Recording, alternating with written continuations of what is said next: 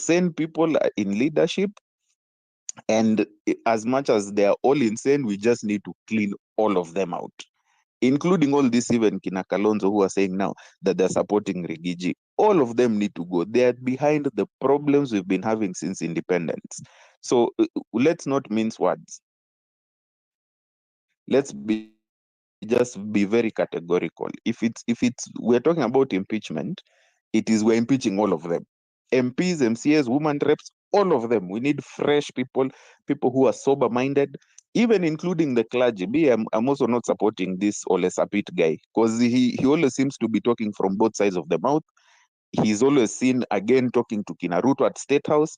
And I remember during the Mandamanos, they all went there, a crop of bishops, and they all left with brown paper bags. If you see that photo, you'll see all their pockets are bulging. So, pesa imetembea. So they are always supporting these politicians. And when it gets very serious and now the country doesn't have money and they're being told they'll be taxed, you've seen them complaining again that, oh no, it's the work of God, it should not be taxed, oh, blah this, blah that. So let's not mince words. We have a problem, and the problem goes into leadership, and that leadership also includes the clergy. It includes all these insane people in those seats. So before the space went down, I know there's a guy called Farouk who was talking about changing the constitution, and I had insisted the people who are in charge in those particular institutions are the problem, not the institution, not the constitution. So we should remain focused on implementation of the constitution. Leave this madness out of it. And I hope that if they try and push that budget, because they're always giving us reasons every day to go back to the streets. And I think it's high time that people start having also that conversation. We should now have everyday sit downs. Mambo ya Tuesday and Thursday is now getting a little bit old. They think we are children. We are no longer children. We have become all activists, and as rightly Ruto called us, we are all anarchists now. We are treasonous anarchists. So let's behave like the anarchists we are. Let's go sit down on those streets in every city that we have and show them that we are not going to accept the madness anymore. I mean, Ras, I don't think we all wear dresses, bwana. We cannot be told 100 million. Kwani tutavaa dresses, all 55 million of us, bwana? Mutaona chenye Kenya mtaiona 100 million. Hata tulete ni namba ya nani hapa hivi. Tutafutane na Itumbi. Yes, who is that? Yes. Ni Kioti. So nakutumia namba ya Itumbi, lakini wacha niwafurahishe. Unaona kuna that approved procurement ya government ya 2023-2024. Yeah, there is this item number 282 yenye imekuwa approved. Yeah, wacha niwaambie ya item ni nini, mtashangaa. Hiyo item ni 1 3-piece suit. Yeah, sijui kama ni ya president ama ni ya nani, because inalipwa na the government of Kenya. Hiyo nguo imekuwa procured na 2,500,400. Angalieni saizi kwa portal ya nini anaitwa nani huyu mwenye anafanyanga auditing. Acha pia niko na watumia screenshot yake. Bana mimi nilishtuka bana. Nilishtuka. Suti ya 2,500,400. Bana hizi nikipewa naweza nunua suti hadi ya kukufa. Naweza taka I want since Ayo is here, I know he can bring that one out very correctly, but I also need a new voice yenye tujakuwa tukisikia hapa kwa space, and I've seen Patrick here. Patrick, before you weigh in, there's something, it is my observation, my personal observation. I think William Ruto is on the path of making fellow politicians very comfortable.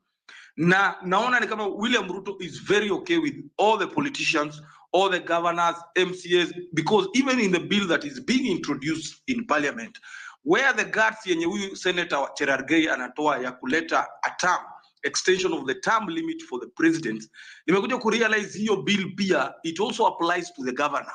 So ujue wakati unakaa hapa uko na governor mshenzi kama wa Bungoma County, sorry to say that, ujua huyo governor ataongezewa mamlaka kama president 7 equals also to the MCA pia term yake inaenda 7. So I think William Ruto is on a trajectory ya to make sure the politicians are very okay in this country. And why does he do this? William Ruto knows very well he does not draw power from wananchi. His political survival depends on the politician. And that's why we keep saying that as long as this head survives up there, then the reign of impunities continues. Sasa, sisi tuendelee kukuwa angry, kama tutachoose kukaa hapa tukipiga kelele, it is time we implemented our actions. Mnaelewa? We translate these talks into action. Wale wenye wataamua kukuwa Al-Shabaab pia kama mimi na tuamue, raise up your hand, tuendelee na hiyo route, kwa sababu lazima we come with the radical. We need to be radicalized kabisa. As I say so, let me give this platform Patrick. Patrick, what is your observation? What is the way forward as a country? Thank you, Ras. Can you hear me? Yes.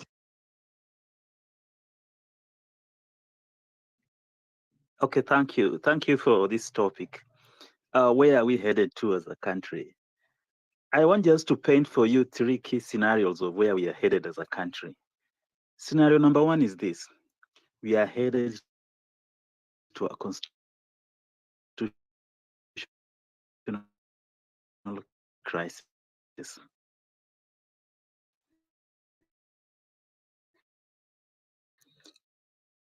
William Ruto is fomenting a constitutional crisis in this country.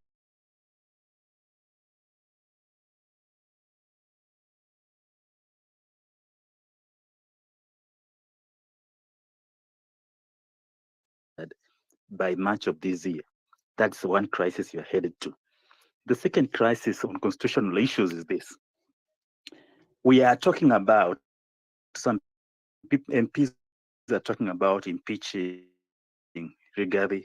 Your one fundamental question, and God forbid, if today there was a vacancy in the office of the president, what happens to this country?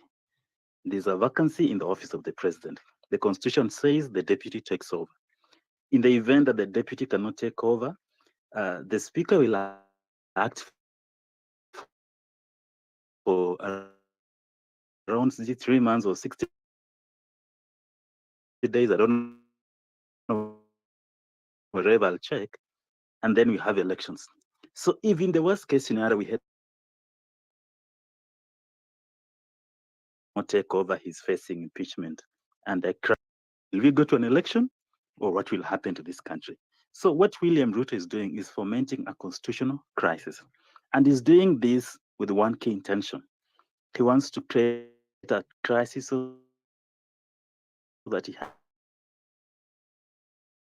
has a state of emergency. He wants to hang on power for more time. He wants to create that kind of a system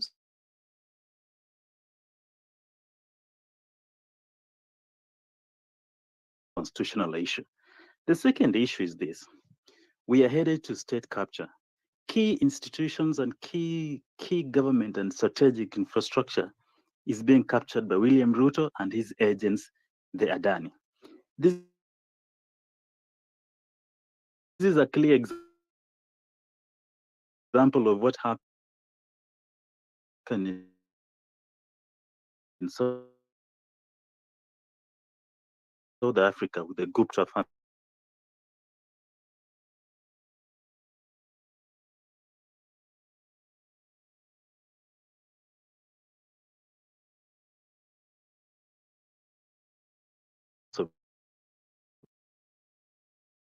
Sovereignty to some foreign powers we don't know, and then it's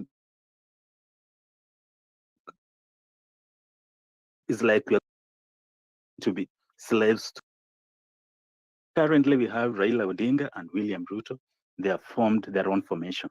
That is the kind of formation they are making for 2027. But luckily, when I speak to some people who are staunch Raila supporters, I've realized there's a shift of those people who are inspired by Raila Odinga have lost that hope. And I see that as a good area for us. And then I see another area of another group of leaders who have been in power and they want to get back to power. And for the time they were in power, they didn't inspire or didn't show any leadership in this country. They are also grouping to get to power. Then I see a third formation, which is the Gen Z and the others who are rising up to the new realities and they want to see a better Kenya. And these are the people who are here on the spaces and all over the country who are crying for different Kenya. So we have this kind of formations. The challenge we have today as we speak here and we speak and brainstorm is now how we're going to get these better voices of Kenyans to take over power from one, William Ruto, two, from those who have been in power and want to get back. I can see that these two groups, those who are in power now and those who have been in power before, when they get to power, they'll just continue to perpetuate the same culture. It will be business as usual. The only group of people who promises a better Kenya for this country are the current group who are agitating for business unusual. We want to do things differently. And that is where we are. This is now the support we should galvanize. We have to seize this moment and offer leadership. I was thinking in terms of three ways we can do this. One, let us create a team of leaders in this movement who can offer that leadership. Second, providing consultancy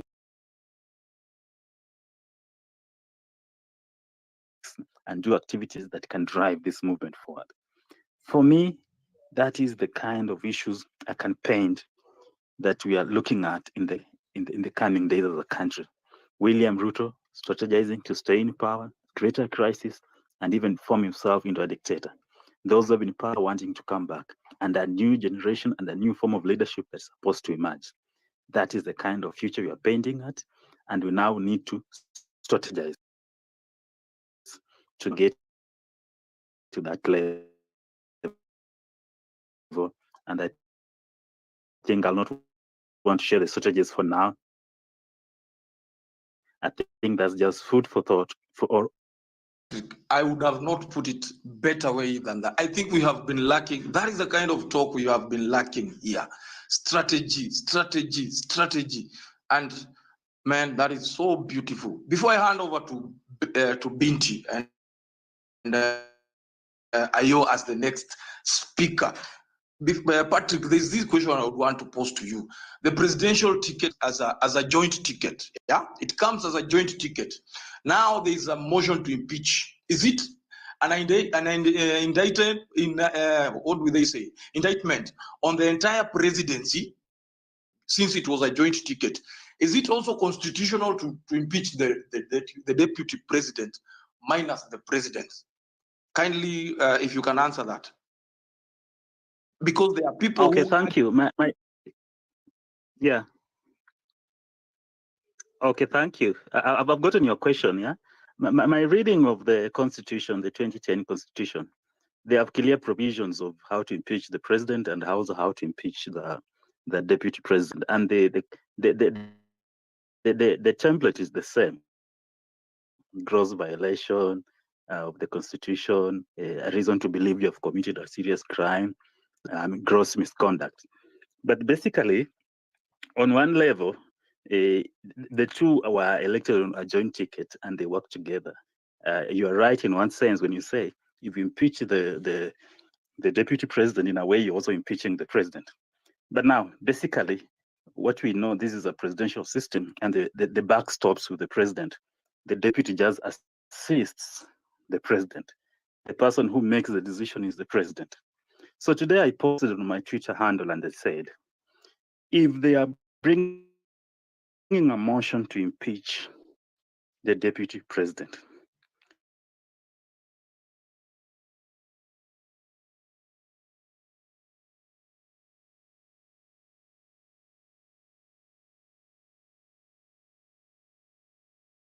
is the purpose of that motion. To protest and present petitions. He blocked people people from presenting petitions to parliament, to state house, and all government authorities. He shot them, he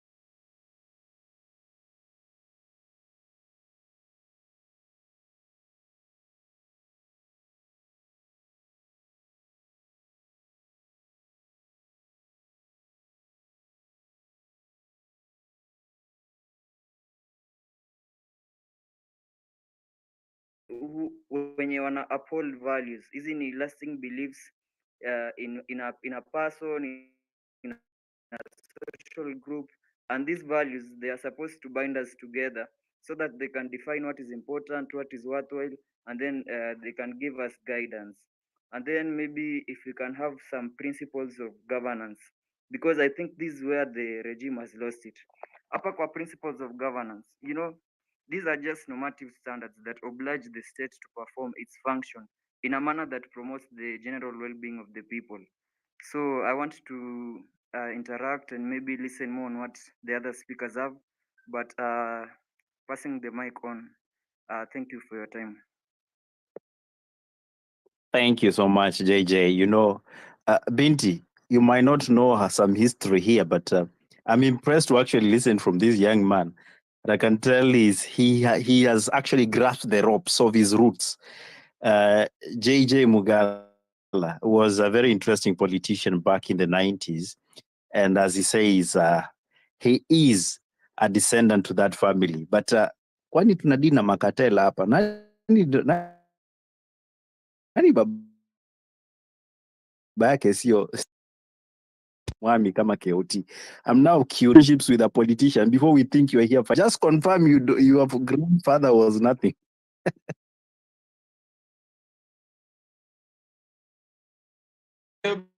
My neighbor Kanini Kega, let me not even mention names. And surprisingly, there was an issue in our constituency. Leo ndio kumekuwa na hiyo mass. And something funny with these politicians, they will always show up when there are crowds, when they can advance their political narratives and interest. Wakati watu wamekuwa wakimon, they were not there when you call for those supports, they are not there. But when a crowd is formed, because there was a very deliberate attempt to delay our watoto wasipumuzishwe. Umeona imetake a lot of time in the name of investigation and that. And I'm very sorry for my aunt because he's one of the people who lost the kids. When wamewekwa pale to preserve and massage ego ya politicians so that a platform like that can be created for politicians to fanya nini? Kufanya activities zao. It's so sad. So me, I can confirm I'm not a son of a politician or anybody. They happen just to be neighbors, but they are neighbors who help us with nothing. Nothing. Ras has been able to vindicate himself. Let's find out, Binti, wewe pia ni neighbor ama aunti yako ni nani? I have no relations. I don't want relations. Yani, even if I had relations right now, I'd feel like I want to be sick. Me, I can't deal with this government. And if it was anybody in my family, my neighbor, my friend, my cat, or my dog that used to belong to somebody that was in the government right now, voila, and dog shelter or something. Because no. I hope you're talking about the current government, because the next one we will be forming yes, it. The current, yes. All right. You know why I'm asking these simplistic questions is the fact that when we talk about politicians and leaders, we tend to imagine they are far away from us. Here I'm listening to Ras anasema Kanini Kega ni mtu wa mtaa. And I was very deliberate when I mentioned Mugala there. Let's find out the other guy, if there's any other guy they know in their neighborhood. Good evening, the other guy.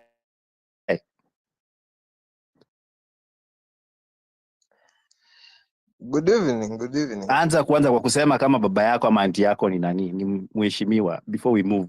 We don't want to speak to strangers. Point of correction, Mizani, we said we're not calling them mheshimiwa sahi.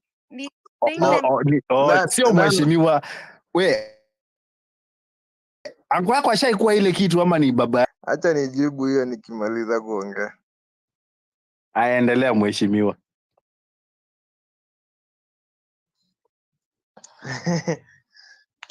So,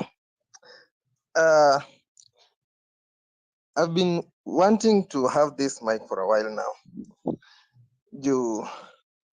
We talk, but it gets to a point that we are supposed to act. In spaces like this, watu wanaongelelea the obvious, and the obvious corruption. That happens every day. And when you come and talk about it on space, it creates that awareness,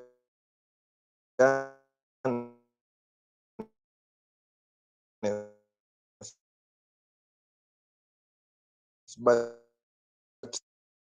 there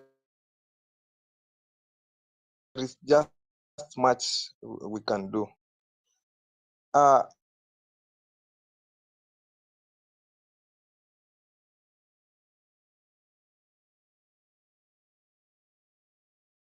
I've been researching every day, going about names, ample names, and I'll tell you one thing: where we are headed as a country right now, if I was to say, is nowhere, because the playbook of politics is being repeated right in front of our eyes. Kenyans, we have something of a save me mentality. When somebody shows up as a savior, we are very willing to back those people, because in one way or the other we are cowards. Si kabisa, but in one way or the other. So there will be many people coming out wakijiita saviors, wakiwa ready. And what the reason I'm saying this is we also tend to, mtu akifanya kitu moja that we agree with, we pick the anointing oil and start anointing people left, right, center. But there are people who have been even in parliament that we can rely on. And I know many of you will not agree with me, and some of you maybe will agree with me. So I'm just a normal guy. I graduated from university last year. So mimi si connected sana. But I wanted to do something yenye naweza sema at least I know I did something. And so I went through political parties existing in the country, and I decided to join Mother Karua's political party. And I've been looking for somebody to kind of argue with if the decision I made was wrong, and so far I haven't met anybody. We have people like Mother Karua who have a clean record since the 1980s. A person who's been in politics that long, and for that long without corruption cases. I think it's time we stopped these sideshows of everybody wanting to come up with a political party, or everybody wanting to be a leader, and concentrate all efforts on one thing. So myself, I chose to follow Mother Karua for the very obvious reason that the thing that is killing this country right now is corruption. Corruption has been the one thing that has been killing this country. And I like what everybody says, the Casmuel, the Kebaso, and So all the the other other guy, guys wait, coming up. the other guy, we are losing you. Yeah. You are saying everything but nothing for the moment. I want to understand one thing. When you talk about corruption, and I don't want it to be dwelled on that, what is your understanding of corruption? Okay. Because that's important. What is your understanding of corruption, and why is this country headed in the wrong direction from where you sit? Nijibu hizo swali mbili. My understanding of corruption is in Kenya specifically is having links or in the government, or if being in the government, taking advantage of that to enrich yourself through pulling deals like the Adani deals and other deals that have been going on in the country for the longest time, that siphon money out of the out of the coffers of the country to people's pockets. That's corruption to me. Now, the reason why I think we are headed in the wrong direction is this. We are ready to trust anybody. We are ready to trust anybody. We are not verifying things. And it will come to a point where a scandal kama ya Caswell itatokea, and then everything we've been building blindsided will just fall. So my suggestion is, as we decide on what to do to get to the next level, let's take out very, very clear scrutiny. Tusijenge kitu alafu ibomoke baadaye. That is my suggestion. All right. Thank you very much, the other guy. Tusijenge ibomoke. And let's not trust too easily. But we do that a lot. Once people start giving us 200 shillings, 50 shillings here and there, kidogo kidogo tumepea KOT, tipja, haraka haraka, tumekataa kumtumia kwa 0710 452 543. Alafu tukimwambia atusirika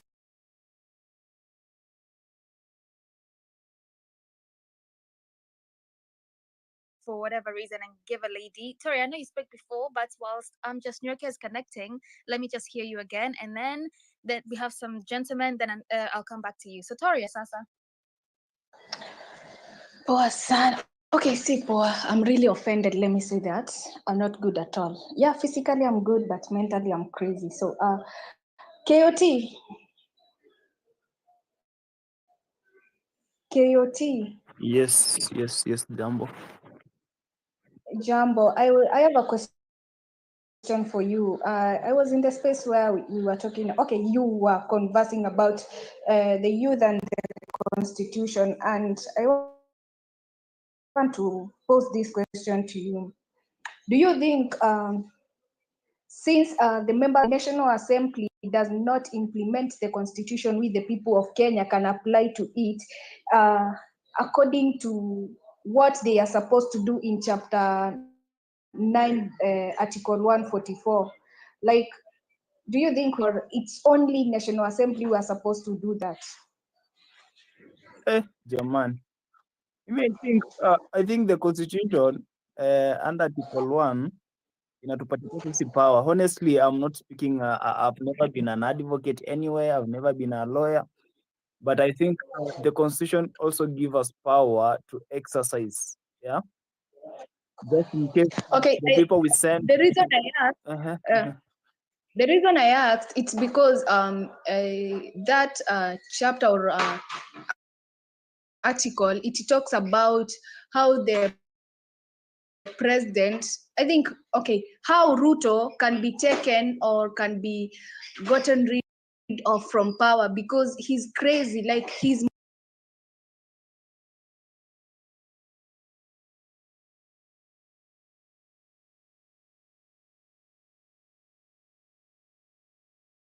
person to go, like for that it can be done. But now the problem is that these people in the National Assembly, they've been bought, all of them, they've been like hongward. Hatuna mtu wa kutuongelelea hapo. How can we do this? The constitution says that we, the citizen of Kenya, can exercise our powers directly or indirectly. Directly means we can exercise it through the elected members of parliament, of course, the legislatures. But then indirectly it means we can do it on our own. If at all we don't believe in like we don't trust those among us who are in the parliament currently, then we can exercise the constitution sisi wenyewe with our power. So it gives us, it gives us two options, either to do it directly. Directly is by us doing it, then indirectly is by those people who elected kama the members of parliament, they do it venye sisi wenyewe tunataka. So yeah, we have those two options, I think. Nice. And so if work out directly sasa. And so if the parliament can impeach the president or the deputy president, then pia sisi kama citizens we can also do it. That's how the constitution says. Though I'm not so much conversant with this book inaitwa constitution, but I know some articles zenye husema wana live within their means. Article 1, Article 37. Hizo zingine wanapitianga juju. Okay, thanks. And let me answer this actually.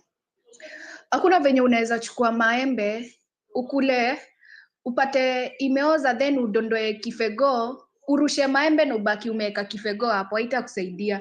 Utarusha tu definitely maembe yote, part ya matunda na kifego. Hakuna haja ya kuweka kifegoroto ama nini hapo, unatupa tu yote. So ati hapa tuna impeach Gachagua ama what? Hiyo takataka tupa yote bana, ni takataka, just sweep it away, all of it.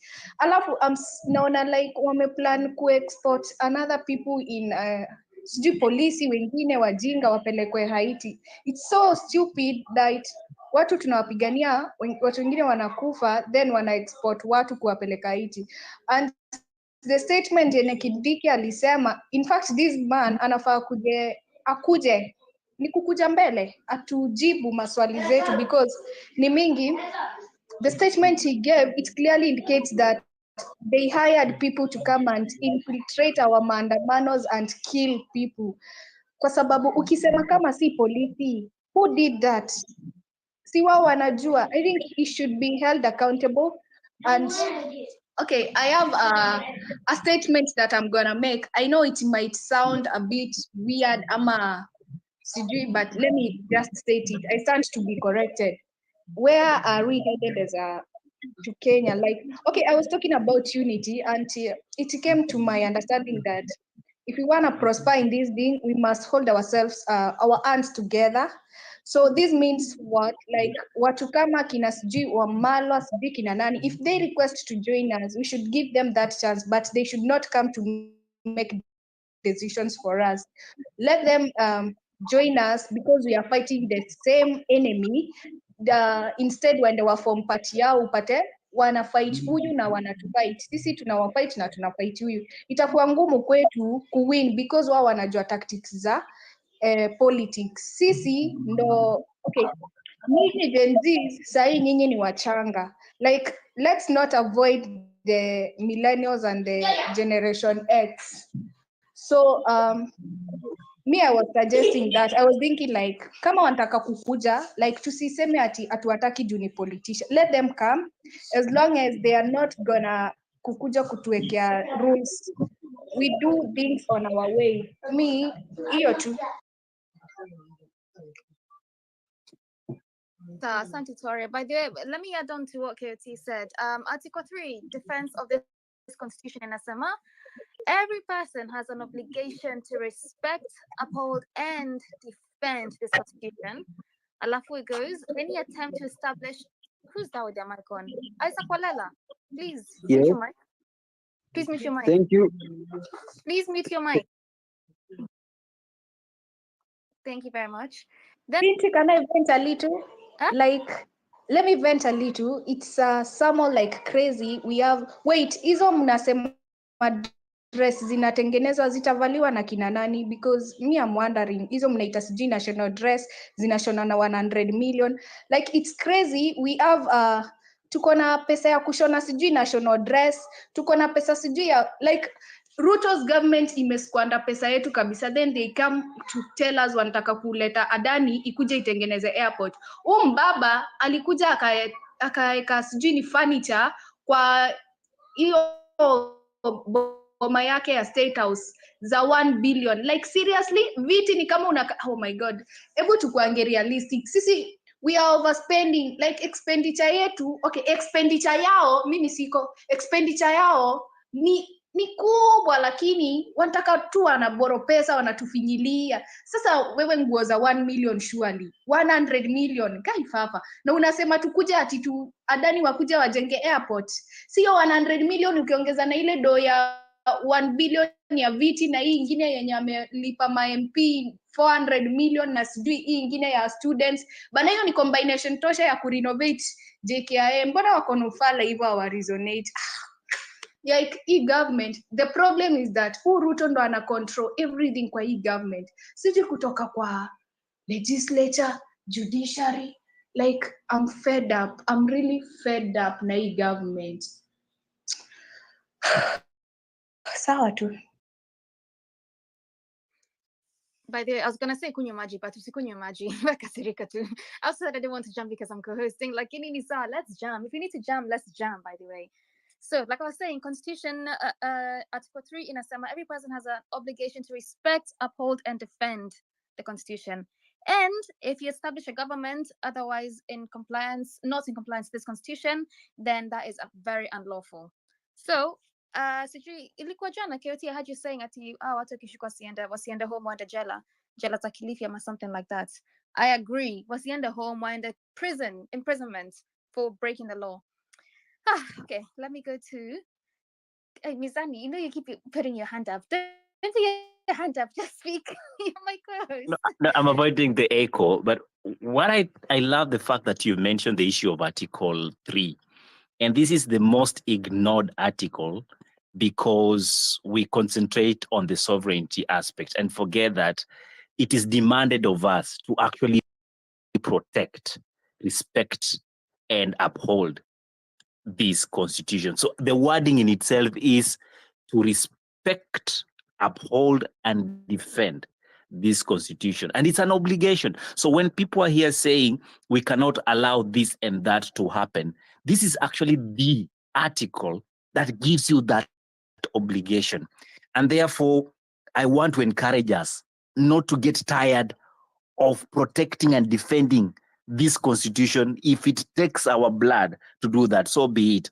To quickly comment on what Toria said about the issue of CS Kindiki, actually, it's a shame that the CS would come on national media and make such statements that, yes, people were killed, but that does not mean it was the policemen that did it. What I'm hearing is the CS is affirming that he is incompetent, and either by omission or commission, he installed criminal elements by the virtue of holding that office, installed criminal elements to murder innocent Kenyans under the pretext of defending the presidency. And after that event, fateful event, on the 25th of June, when the president issued a statement, he said that was an amount of treasonous act, meaning it was an attempted coup. So the CS cannot explain who shot and killed Kenyans, but for sure he knows it was not the police officers.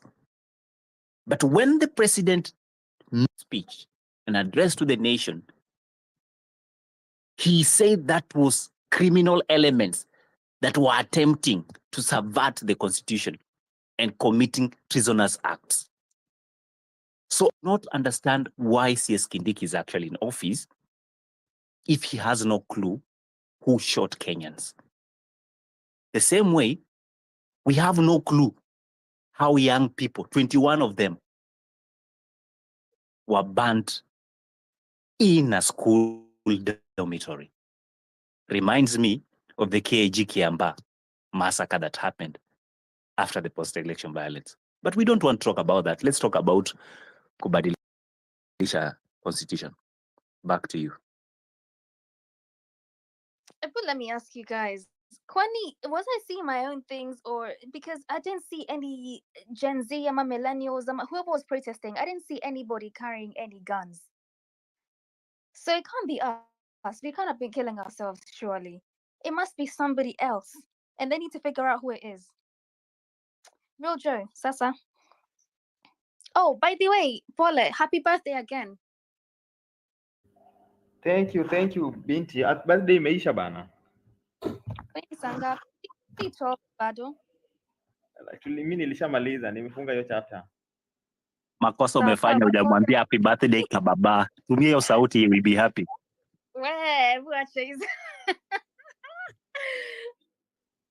Anyway, I just want to pick it up from where Mizani left. I mean, the CS Interior is so incompetent.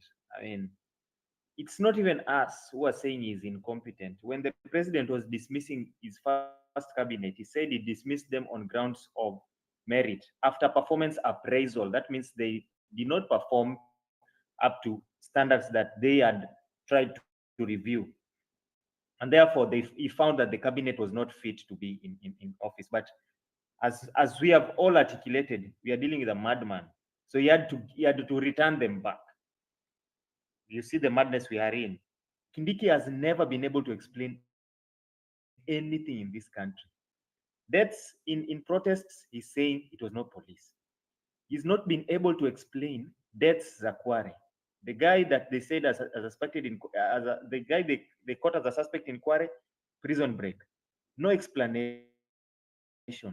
Deaths, children burning, no investigation, no one arrested, even despite the fact that already preliminary just investigation showed that the school did not comply with several rules that were set because Asons were there previously. During Matiang'i time, there were times that there were Asons and they set up rules on how dormitory should be there. This dormitory had how many students? Did it have all the doors, the emergency exit and all those? Did it comply with all that? Nobody has been arrested, nobody is being questioned. And that's the Minister of Interior again today na soprano yake kuja kusema nobody shot the police did not. We cannot really rely on the information from this regime. And I'll tell you what, these people are mad. We are dealing with mad people. I want to weigh in on this issue Rigathi Gachagua. As I've said before, when enemies are fighting, when your enemies are fighting, let them fight. Let them kick each other, support them, cheer them. Let them continue fighting and strangle each other. Let them cancel each other. I really don't care. But I've heard sentiments from previous speakers about whether it is right to only impeach the DP and leave the president and things like that. It is very right to reason in that line. It is very right, even though the constitution is very clear on the roles of the deputy president and the roles of the president and how both of them can be impeached. Actually, I've heard also sentiment. Someone once said that the deputy president is not elected, is selected. No, the deputy president is actually considered elected as per Article 148, election and swearing in of the deputy president. In fact, the candidate who is nominated for deputy president should have the same qualification as the president. That's what the constitution talks about. So whenever you're nominating a deputy president, you're nominating someone who is having the same qualifications to be a president. That's what the constitution says. So when we Kenyans are concerned and say that why are we talking about impeaching only the deputy president and not the president? Because it is the president who has violated the constitution. He has conducted like a massacre to our constitution, let alone killing innocent lives. He's also dragged our constitution on mad. This president has literally contravened every chapter of our constitution. Every chapter of our constitution. I'll tell you what, this president does not actually, I don't know whether he has, I'm always very disturbed when I try to reason around this president, because I assume someone in the stature of a president has very, very many legal minds around him who need to advise him on various issues here and there. Basic issues, basic things in this regime, they have never been able to make a constitutional decision. Never been able to make a constitutional decision. Why? Because of simple things. Public participation. Public participation. If you look at Article 129, Principles of Executive Authority, it says executive authority derives from the people. Everything that you do is supposed to derive from the people. That is the authority. And the Constitution says authority, executive authority derives from the people. Article 129, everything always derives from the people. Everything is revolving around the people. I'll tell you, we are dealing with someone who thinks he knows it all. He thinks he knows it all. Andrew Carnegie said that no man can make a great leader who wants to do it all himself and to get all the credit for it. He wants to always do it. He knows it all. He knows Ford funded maandamano. That is what he said. Then he went again, Ford did not fund maandamano. Now Ford is supporting democracy in Kenya. The person who funded maandamano, ni kina Rigiji. He went, he's always one speaking, double speaking. That cannot be a leader. And that is why we are asking, where are we headed as a country? We're feeling we are headed to the wrong direction. The person at the wheel is the one who needs to be impeached first.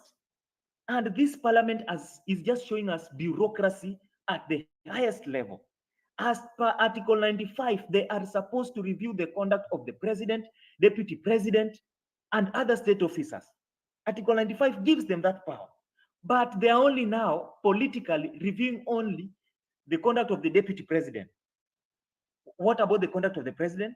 What about when president goes and says he is not aware of abductions? Yet there is an IG who has been asked to present himself in court because of abductions. But the president is unaware of abductions. Yet he is the chairman of the National Security Council. What are we dealing with in this country? I mean, are we dealing with this is madness of the highest level. That conduct needs to be reviewed by members of parliament. Do they do that? They don't do that. They never do that. These are mad people we are dealing with. So it is not, it is just sick. It is sickening actually right now to be a Kenyan. It is sickening. I've seen Kenyans on this timeline trying to insinuate that the president should die so that Kenyans can celebrate. I'm telling you, God forbid, if that happens, this TL will burst. People will celebrate, and it should not even be like that. Because the president should be a symbol of national unity. The highest office in land. It is a sacred office.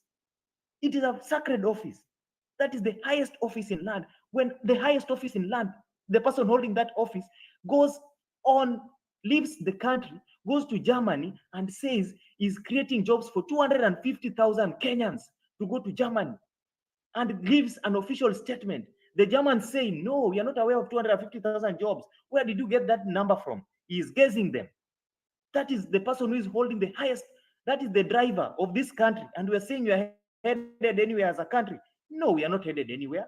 When the president goes to international media and says the police were within their rights to quell the protests, and today a CS says the police did not shoot protesters. When president is asked why the police use force, he says the police were within their rights.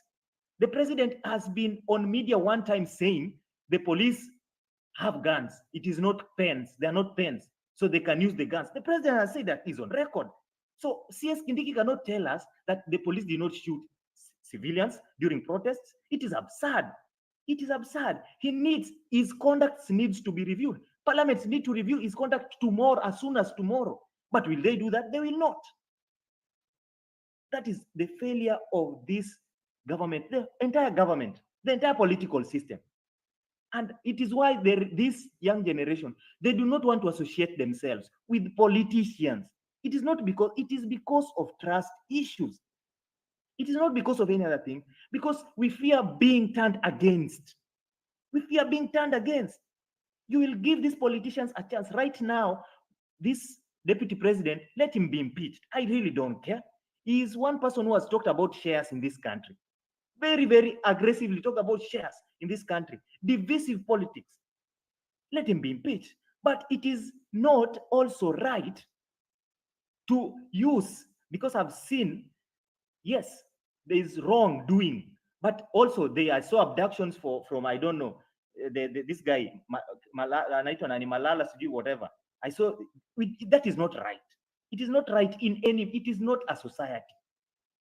The president needs to be the symbol of national unity. Right now is the symbol of national disunity. Using politics, and I wonder why the parliament, we need to educate them on their roles. They are the most powerful structure of among the arms of government. The legislature is the most powerful because it is direct representation of the people. If you look at the constitution, and I've said this before, if you look at the constitution, the way it has been drafted and the hierarchy, legislature comes first, then executive then judiciary. That means the legislature has been given first priority because it is a direct representation of the people. I will talk until tomorrow. Let me just land. Thank you. Thank you, Joe. I feel your frustration and breadth when it comes to the direction we are headed to as a country. Yeah, sometimes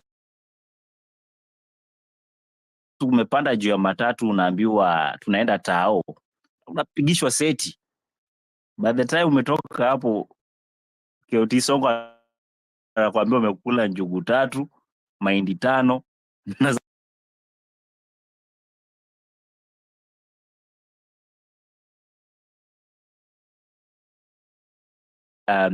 Binti and KOT, you'll allow me to call it an evening because of my engagements. I need to get ready for the next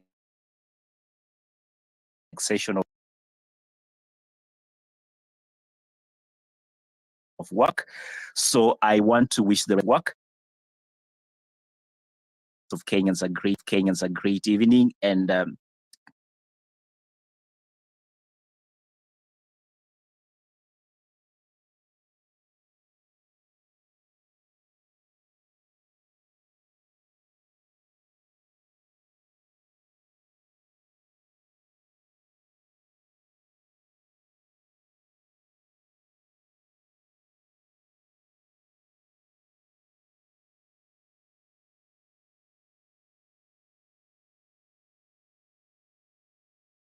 all of you.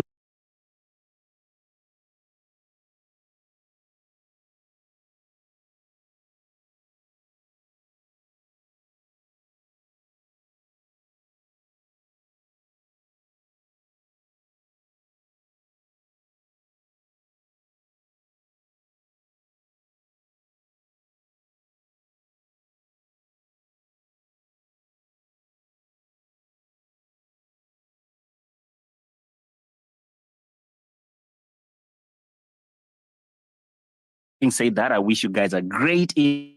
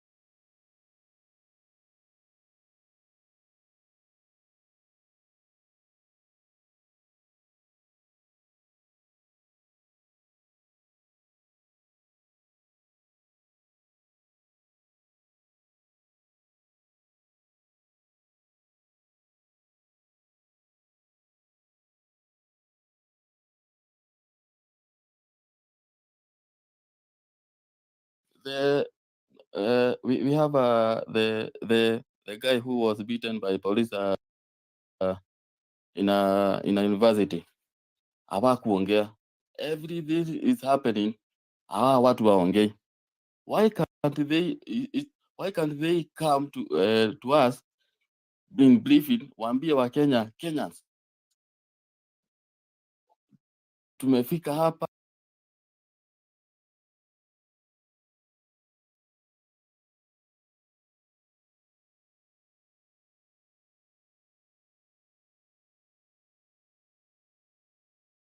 ambao sisi kwetu ni haraka kwenda kwao. Why can't they come waambie wa Kenya imesindikana hapa na hapa, now Kenyans wacheni sasa tuitishe maandamano and we go for it, right?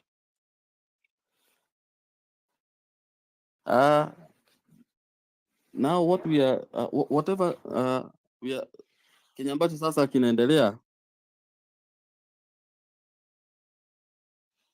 is whereby we are living under the government that uses intimidation, disobeys court order. You know, right now, looters wanatumia excess forces, hawafuati sheria. I mean, we can't have rules to serve different classes of Kenyans. Kenyans must think and think deep about this government. Asanteni sana kwa hayo tu.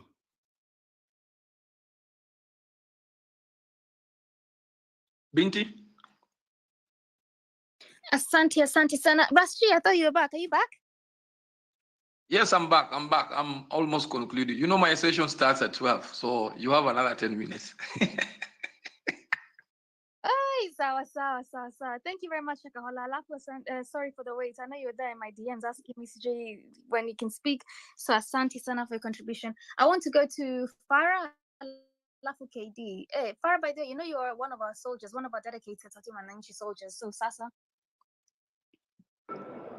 Salama Binti, can you hear me? 100%. Firstly, my words of advice: never use Ugandan Airlines ever in your life. Anyways, tukiendelea from there. Secondly, I'd like to say is wajinga nyinyi. Wallahi sisi ni wajinga. How our attentions have been shifted so easily from that which that matters, from the Adani deal, from the SHIF. Tuko hapa tunaongelea wapuzi kama kina Gachagua. Are you people mko serious? Kuna kitu Redemptor alisema the other day nikacheka, but it has actually turned out to be true. Wakenya tunapenda vituko. We are only there for the incidents. We are only there for what is trending. We can never hold a course from the beginning to the end. Hizi akili ndo mnataka tutumie kubadilisha nchi. Let's be honest with each other, kuongea ukweli, because tunakaa hapa discussing people who should be totally irrelevant to us. We should be planning and chartering a new path forward. Hawa kina Gachagua, sijui kina nani, sijui nani atakuja kukaa na nani, it's irrelevant completely. And the fact that you people are here discussing them is the only thing that is keeping them in relevance. Tuongeleeni solutions. Let's come up with ideas to blockchain, like unajua, like how we were discussing things initially. We've gone back to factory mentality. Sijui nani anatoa nani. WhatsApp group ngapi wewe mwenyewe umetolewa? Honestly, how does it concern us? We are literally playing into their games whereby we are being distracted from what is important. Tuko hapa tunapiga makofi, ametolewa, sijui nani wamegusa mlima. Let's be honest bana. Where are we headed to as a country? That is a question that is up there. And that is what we should be discussing. We already know that we have a parliament of alls, people who do not have backbones to stand up for anything. So why do you expect anything from them? The president came out here and called you treasonous criminals. How do you expect anything better from him? Kindiki alisema hakuna mtu ameuawa. Leo kusema watu wameuawa na si na polisi, it's no different. We had over 142 people in body in ndani ya magunia, na wakasema it's the work of a serial killer who they caught in 2 days and he disappeared. Na nyinyi mko hapa mna discuss Rigiji. How sure are you that you'll not end up in a gunia? Let's start holding institutions to account personally. Kama ni NIS, we write a letter to the head of NIS in his personal capacity. Kama ni DCI, you write a letter to the head of the DCI in his personal capacity.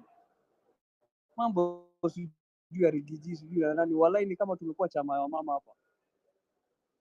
Let us focus on what's important, please. Thank you guys. Binti, kidogo tu I take on Farah. Farah, thank you. As much as we respect everybody's opinion here, you should also respect, I think, other people's opinion. Those who brought in, I think it's the topic is, well, where is the country headed to?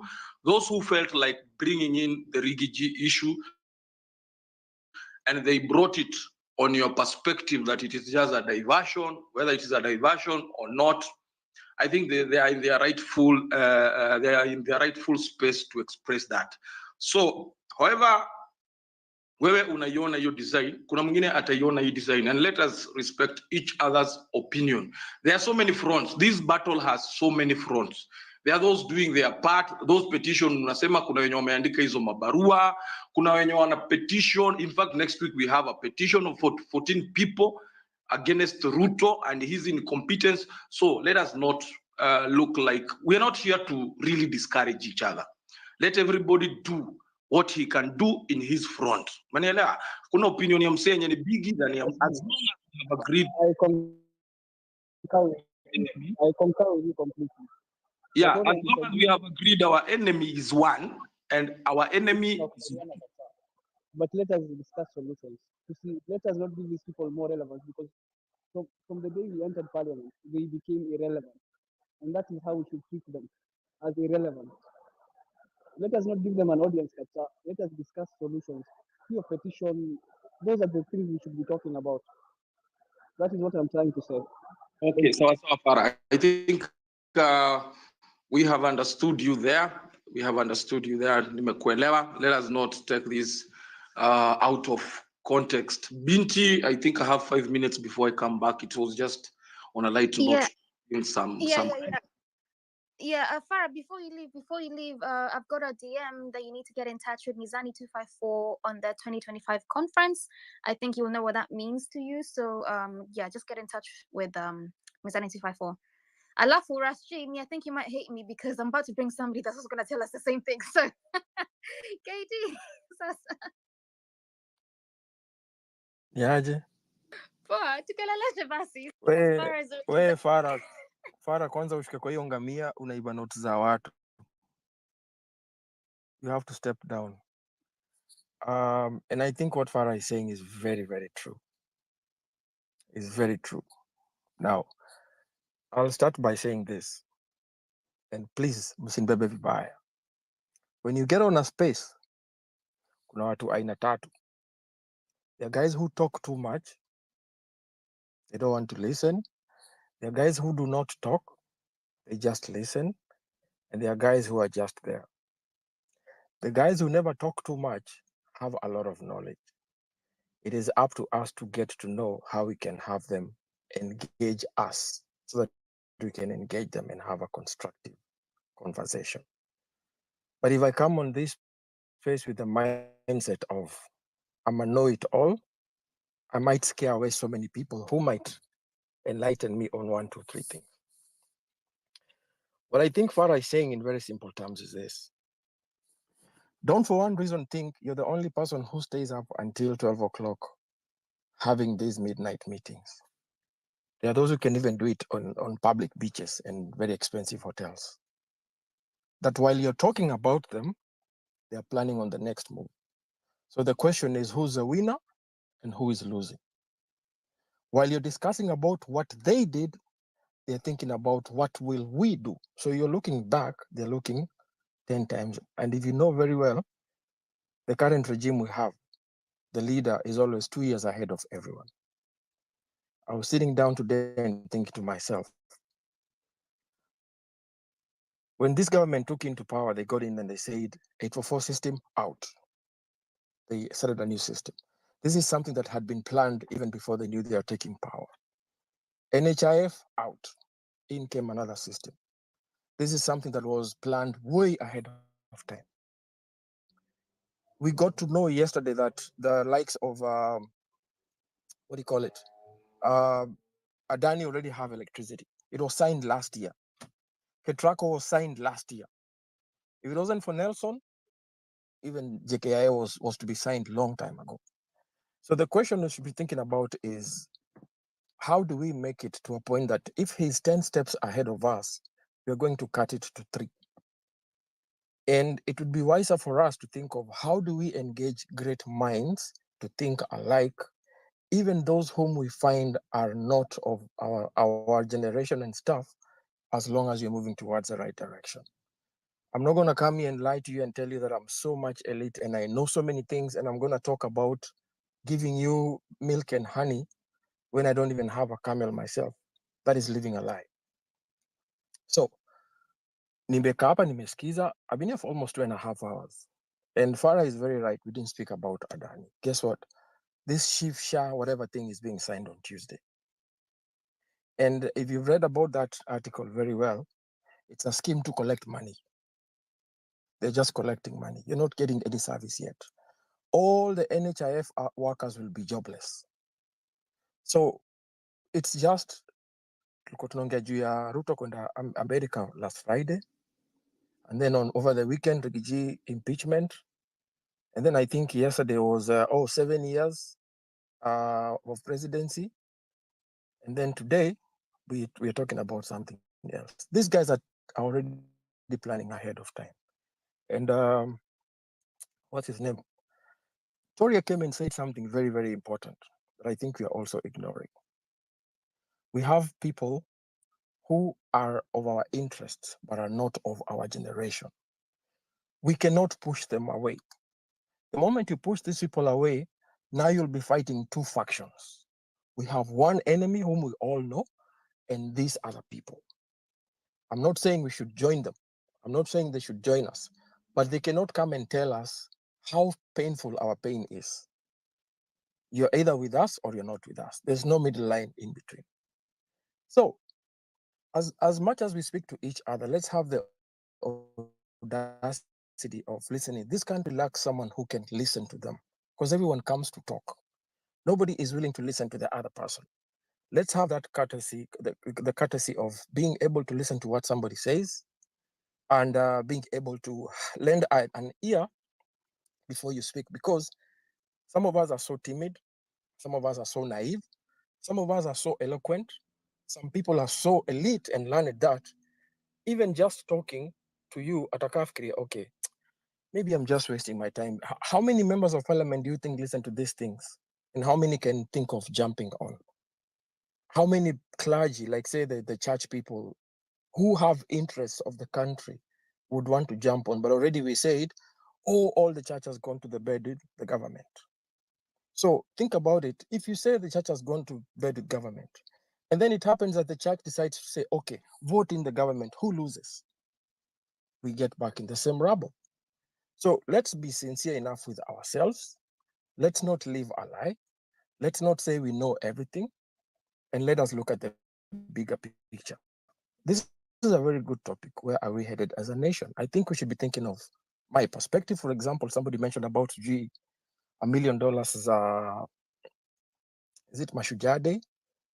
Think of how you can make guys boycott that thing. They can have all the big merry dresses and everything, cakes, whatever, but an empty arena. Who's won? There's strength in numbers. That's how you send a message. You know, I'm personally pissed off with Safaricom because I'm one of the subscribers. I did not subscribe to Safaricom for my information to be used to better a system that is not going to serve me better. So when I hear that Safaricom is using its digital platform to better this shift and share whatever, I get offended because, first of all, I did not sign for that kind of a deal. You know, those are the things I should be thinking of. Ziles are okay. They say they have 200 people subscribed. How do we stop more Kenyans from being able to get into this system? Because if you don't, guess what? They will still win at the end. That's what I'm saying. While we're here talking about them, they're discussing how they'll make the next big move. At the end of the day, we'll still hold back and say, how did we lose? tunawestia KOT airtime, tunawestia Binti time. You should be asleep. My mom gave me a very good joke. She said, the Gen Zs will grow old very young. Why? Because it's been a very stressful generation, in the sense that every day you wake up and something is just burning. Like you wake up and you just get mad, instant. You go to sleep mad, you wake up mad. Even if you want to express yourself, people are just blurry, like no one is in their real senses. So I think we should just think of having spaces like this. Is a very good topic, but the question should be how, not when they or what happened 3 months ago. Because guess what? This circus is not going to end. It's not ending anytime soon. Morara is campaigning, or rather sensitizing the nation on everything. He has another 3 years to go. Does he have the muscle? We should be thinking of how do we make sure that the campaign he's doing will be able to sustain for the next 1,040 something days. But when we come here and talk about impeachment, guess what? Even if Rigiji goes and Minister of Insecurity becomes a VP, my Meru people, you're not going to have highways in Meru. It's not going to change anything. That's the Kenya we are in. So let's be realistic. It's on a very cautious note. I'm not trying to bash anyone. I'm not trying to condemn your emotions or whatever. I'm equally emotional. But it gets to a point, you'd rather sleep angry than stay awake righteous. Afadhali uende umejam na hiyo hasira yako, lakini you're thinking of, okay, what am I going to do to make sure this thing never happens again? And I think that is the part we are missing as the next generation of this country. Thank you. Well, you know, I hate going after you because you just put points and I can't rebuttal. So you at least like sometimes act like a fool so I can say something after you. But Shauri yako. I agree with everything you just said. By the way, you're right. Sorry, I did mention about Binti, before KD disappears, yeah? Before KD disappears, you know, KD will always hit you with some reality. Can you maybe uwezi taka kukasikia, unaelewa? He has always done that. But maybe this one is to KOT. This one is to KOT. Very direct. KOT, what are we missing? I know you have combined a lot of points hapa. We really missing in this movement. Kuna jamaa alikuwa ameongea hapo akatuletea tu point nini this what are we lacking as a united front? Front moja yenye iko united. What are we lacking?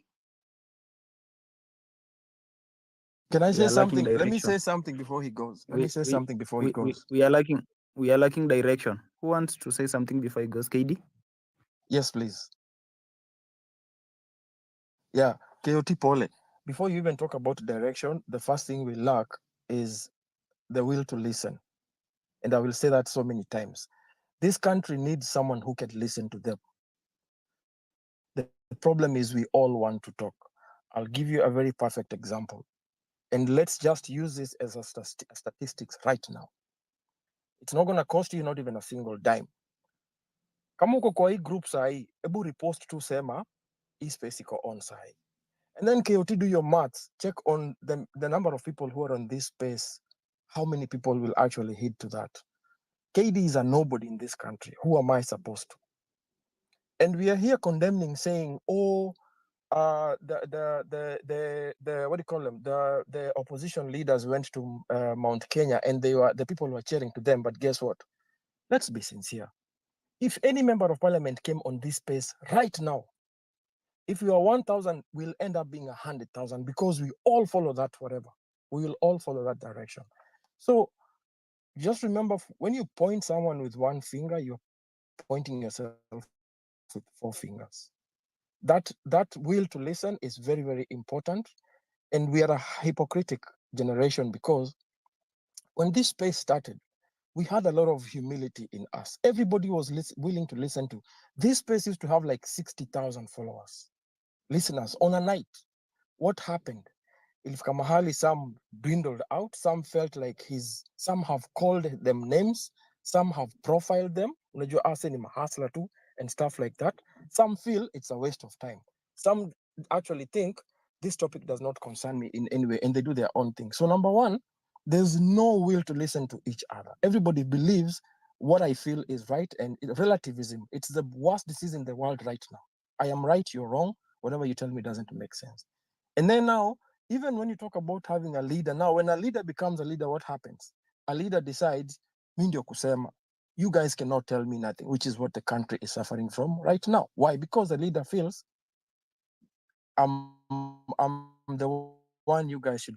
There's a very good meme that shows a lion telling sheep, I'm gonna be your shepherd and I'm gonna look after you. And the sheep are like, oh yes. Then they elect the lion. Then what happens? The whole whatever narrative changes. So let's be sincere. Let's look at it from the perspective of you have a role to play, and the first role to play is Ukinge space. It's very simple. Just retweet. It doesn't cost you, and you don't even have to write anything. You may think it doesn't make sense, but the moment you get to 1,000 people, you're sending that message of yours moja to like 1, 2, 3, 10,000 people. But if you don't have that courtesy of saying this is a guy who sacrifices time, money, gadget, power, and resources, and you just come in here and then the first thing you do is binti, I want the microphone. And then all that comes from your mouth is Rigiji alifanya, alienda, alikula, alikunywa, wali hizo nguo. Mi sahii ukiniuliza nafanika naambiaje, Rasa amesema kuna hiyo story ya Madaraka Day, whatever that holiday is.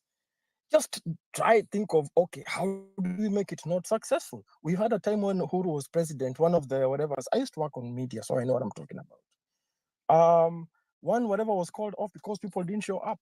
The numbers are low. Politicians feed on masses. That is the trick. They will not go to a place that they don't have that number. And if there's any way to make someone listen to you, you just ignore them. I said that when you go to them, you went to parliament, they took off. We said occupied churches, they ran away. When you left churches, they went back. So play their game. It's just as simple as that. Boycott. Thanks, Kiotiendelea. Okay, so personally, I was responding to Rast G. Nalisema, what do we lack as a movement? And yeah, currently we're lacking something called direction. Honestly, morning kesho kuna mtu atafanya kitu ingine, mwingine anafanya whatever they want to do. Mimi kesho nitaamka nianze kutweet venye nataka, mwingine atatweet on their side venye anataka. Yani unachagua tu kitu nataka kufanya. Yeah, so hiyo kitu tumekosa sana as a movement. Yeah, we are lacking that as a movement. Na pia venye KD amesema, if we have a leader, that leader at times probably atakuwa na dictate some things like they feel like, yeah, ni mimi ndio niko, so what, bila mimi, like you guys are not there. And of course, from the people I've been interacting with, yeah, I've been honestly, but tumekuwa na interact now from one point to another. I've been feeling that like I'm the lead of probably this group hapa penye tuko, and so my word is final. Yeah, somebody pia anza kuambia now that I'm your leader here, so whenever I want to enter this place, probably stand up ama whenever we are doing this and this, put on your cap. Na mimi kofi yangu inakaa Raila, hii mimi siekangi chini bana. And so at times I feel like even as much as we want leaders, but these leaders, let them not feel like yani it's just about them. Yeah, it's not just about them, because without me, without you Binti, without Toria, without Nonini, you will be nobody. Yeah, and that's why me husema hata pia on these spaces I'm hosting, and of course I can't dictate you. Yeah, because you are the one who is making me having this space here.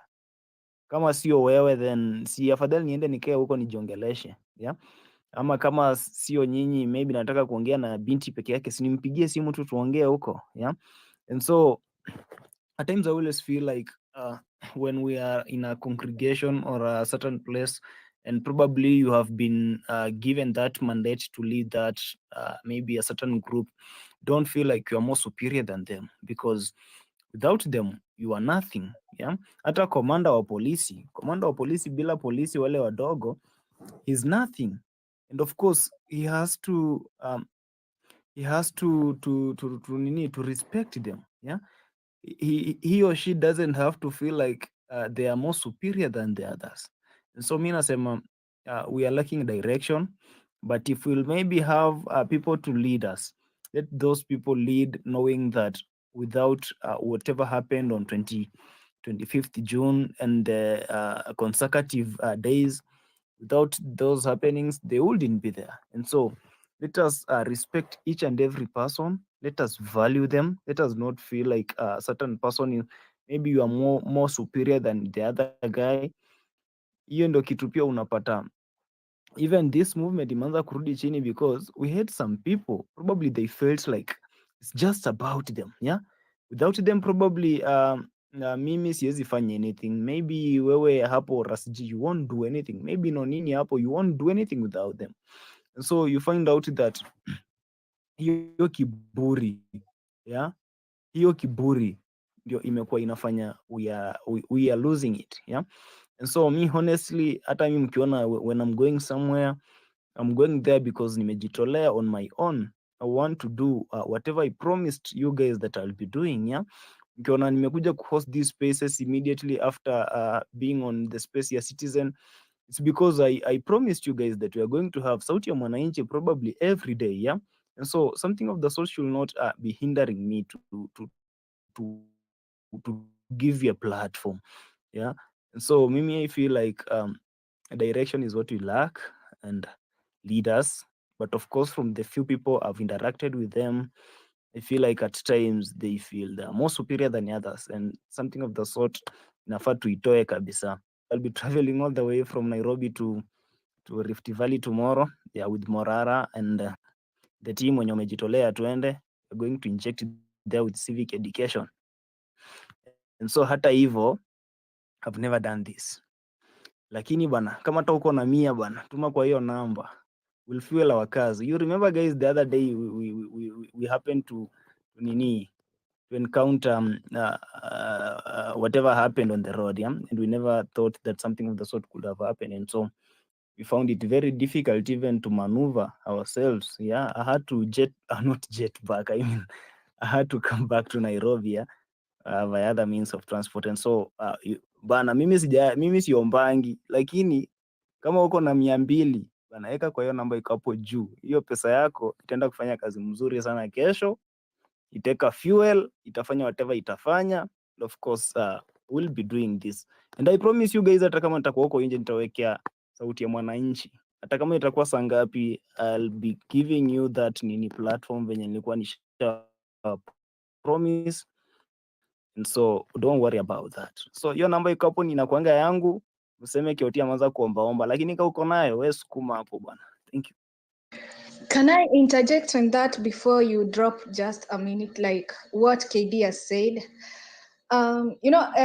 KOT, as much as we lack direction, I think we should bring our ideas together and have something in common. Like, si leo naamka nasema, mi kama mimi sometimes ningianga Twitter, I'm confused. Sijui ati Ruto ban, sijui nini, ata sijui yo ni nini. Fanya nini, sijui yo ni nini. We know one thing, that these bills are being passed in this parliament, and one thing, this parliament should have been dissolved after 25th, after it was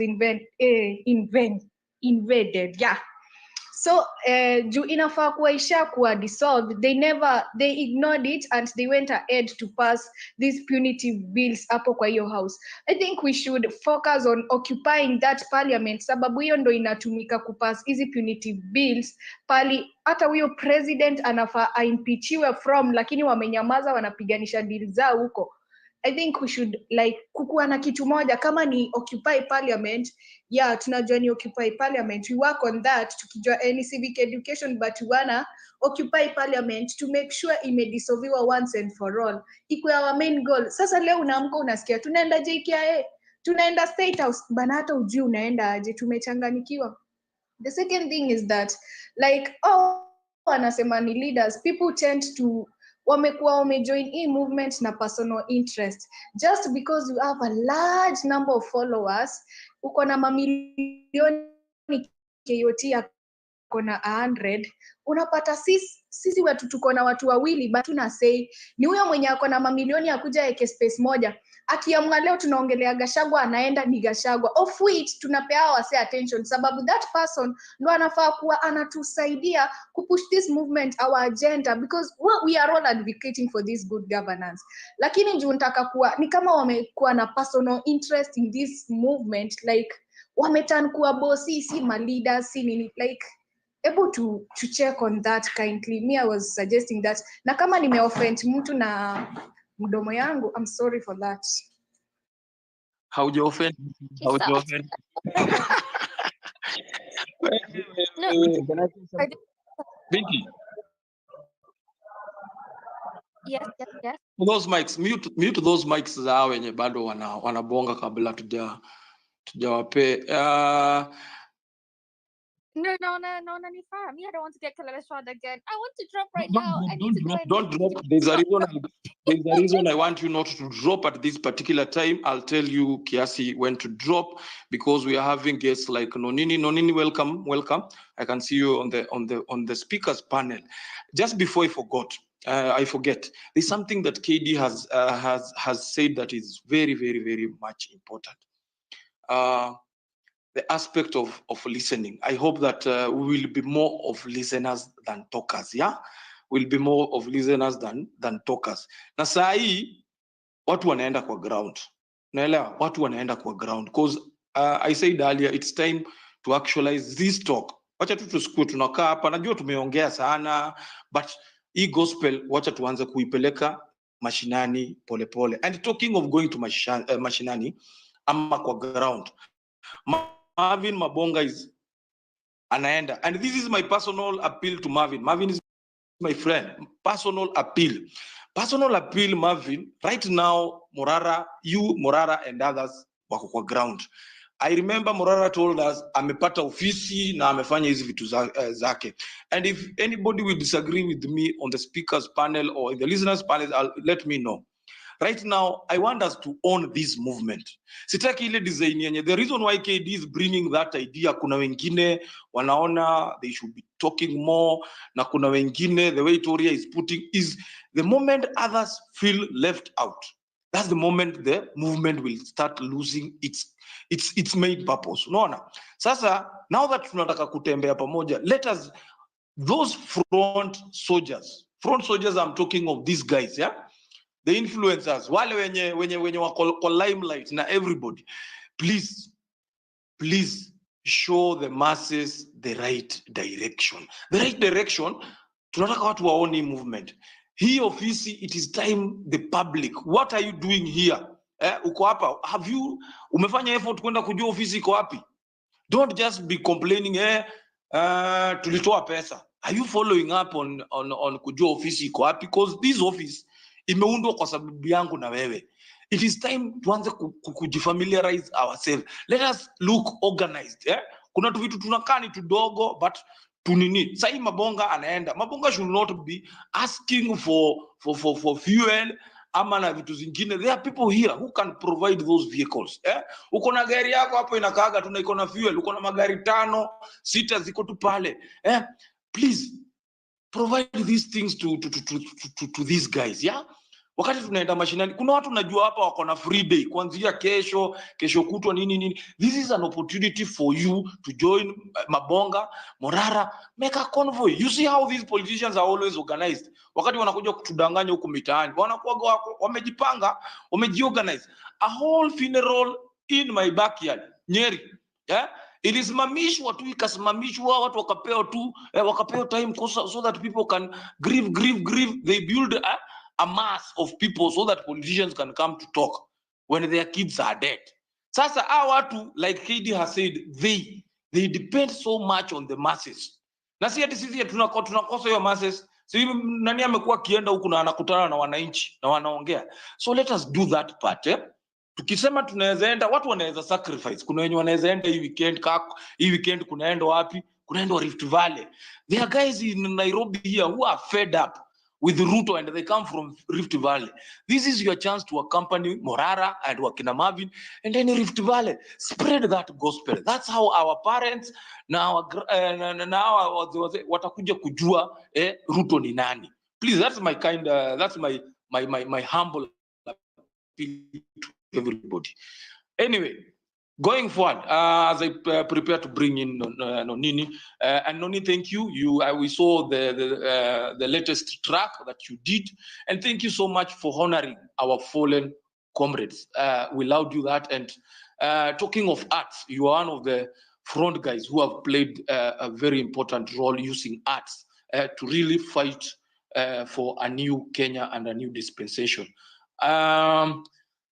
I think it will only be very respectful if I give Nonini atuongeleshe kidogo as one Kenya. I can see your hand is up, and later on Kim 001 will pick up. Nonini, your mic. Yeah, thanks Ras, nashukuru sana. Big up Binti, big up KOT, Toria, kila mtu hapa Fara na wacheki. Mwaga nasikiza tu kimya Mizani, see you as well. Waga nasikiza tu, I like following the conversation. KD pia amekuwa hapa manze. First of all, I'd like to tell guys, do you guys know who KD is? KD is a legendary DJ hapo Kenya. KD ndio alianzisha hii mambo ya scratching even before this new DJ started. Na alikujaga yuko tu mahali tu ku US. Sijaona KD for a minute, but hii movement ili bring KD, nikaanza kuona KD anaongea. Na kuna malimina KD ati tulibonga tukasema yo tuanze kuongea. It was just organic. Ye mwenyewe aliona what's happening and he started speaking out. Same way as mimi tulikaa chini nikaona what's happening and I started speaking out.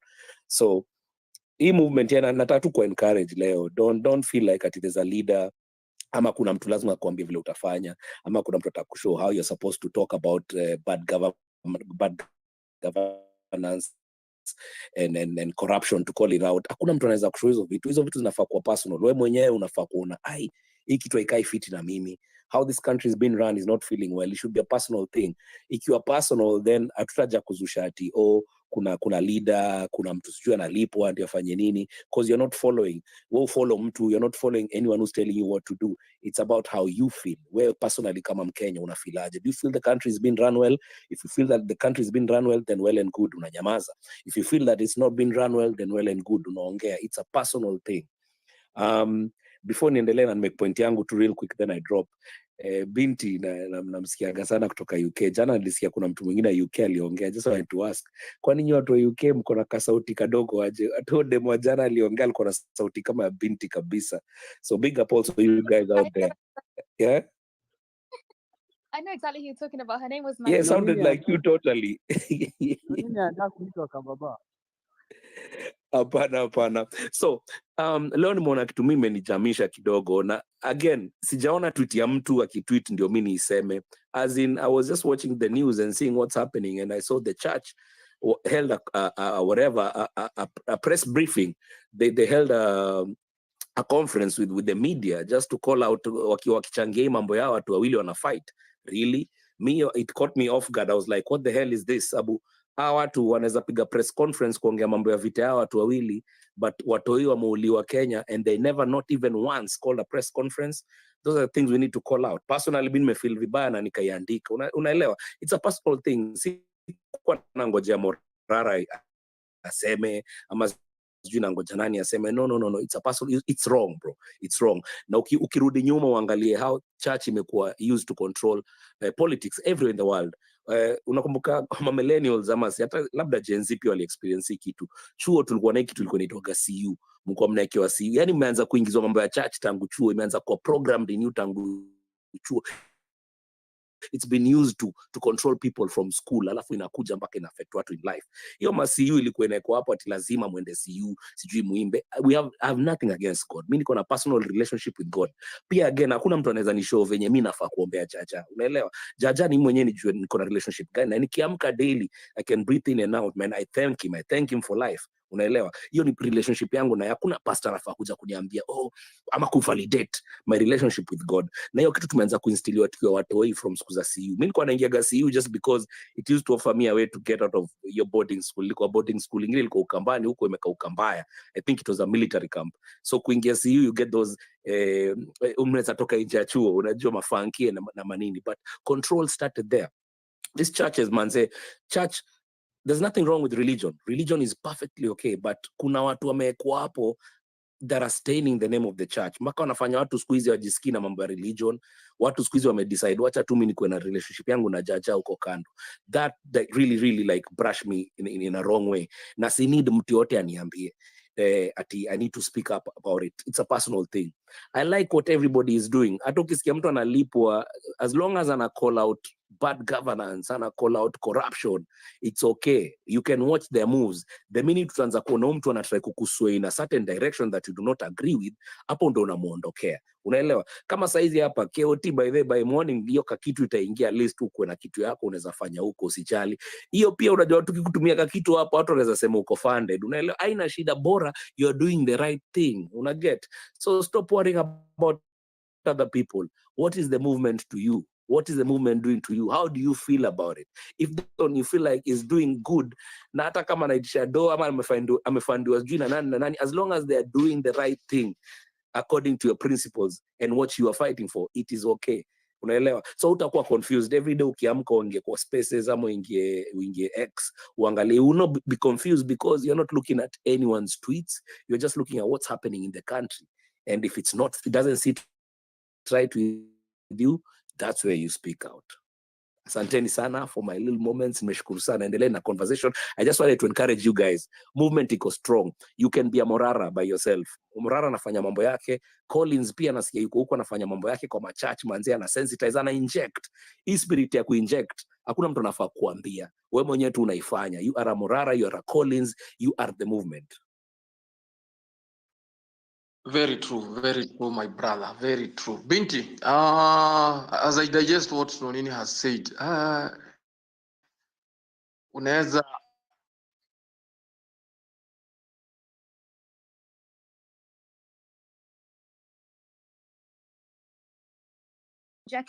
we appreciate you always turning up. Thank you for being a comrade in this journey and for giving us our anthem, second anthem, but our anthem of I'm Offended. KD, I know you want to just go straight after that, so KD and Delaya. So, Binti, KD, just a minute. I want to request you guys to give me only 3 minutes. Yeah. There is this guy called William Ruto. He has been on CNN. Yeah. I just want you guys to give me just 3 minutes. Musikize kidogo tu, just 3 minutes.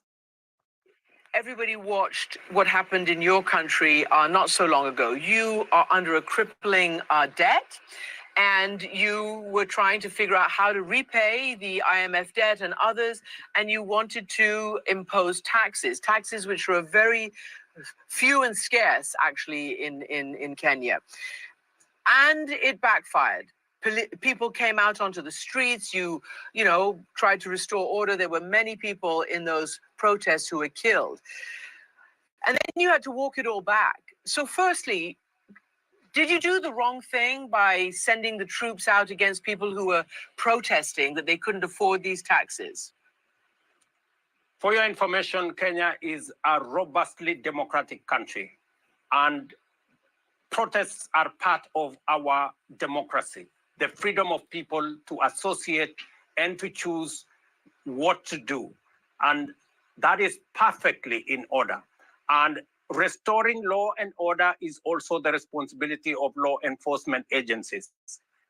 What was in Nairobi, apart from the protests, were criminal gangs that burned down parliament, burned down the Chief Justice office, burned down people's property. Those, like happens everywhere in the world, had to be managed by our security agencies.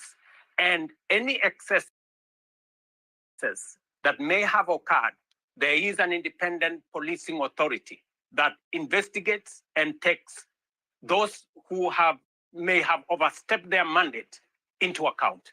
So what happened in Kenya is perfectly in order. We are trying to manage a situation. As you have said yourself, we have serious debt issues. We have a world that has serious climate conditions. We swung from a flood into a drought, and we have serious issues, and we're trying to manage and mobilize domestic resources, working with different actors. If it doesn't work, we tried a different way. Kenya is now stable. We are moving into the future in a predictable, orderly manner because we are a democracy. Mr. President, how will you do that? Because clearly you were advised by, I assume, your own economists and international economists that you needed to start raising funds. You needed to get some taxes or however you raise your funds in order to pay down the debt and to, I guess, pay for development. What is your next step on this issue? How will you do what you need to do without, upsetting the people who can't afford it and trying to satisfy your own people? It is always a balance. Most of the situation that you saw, part of it was occasioned by misinformation, fake news, and many other aspects of the protest. More explanation is going into our strategy going into the future. We are working with the international community to long-term at scale to manage our situation, to manage the debt situation. As I talk to you, inflation is down from 9 to 4.3%. Our exchange rate is now stable, and we can be able to do more going forward without pushing too hard on what the people can accommodate. So back to you, criminals. Mumeitwa tena hivyo. Mumeitwa tena criminals huko Marekani pale CNN. So back to you. I think KD, you can now proceed. So you just went ahead of me. I was exactly wanted to do whatever you did. So thank you very much. You're always on point. Now, me, this is my thing. For the last 10, 15 or so minutes, we are having more of a constructive discussion. This is leading us somewhere than talking about people who will not better your lives. KOT, kama unaweza share hiyo clip sahi, there's strength in numbers. I'm a big basketball fan na kuna timu tumeona ni sana.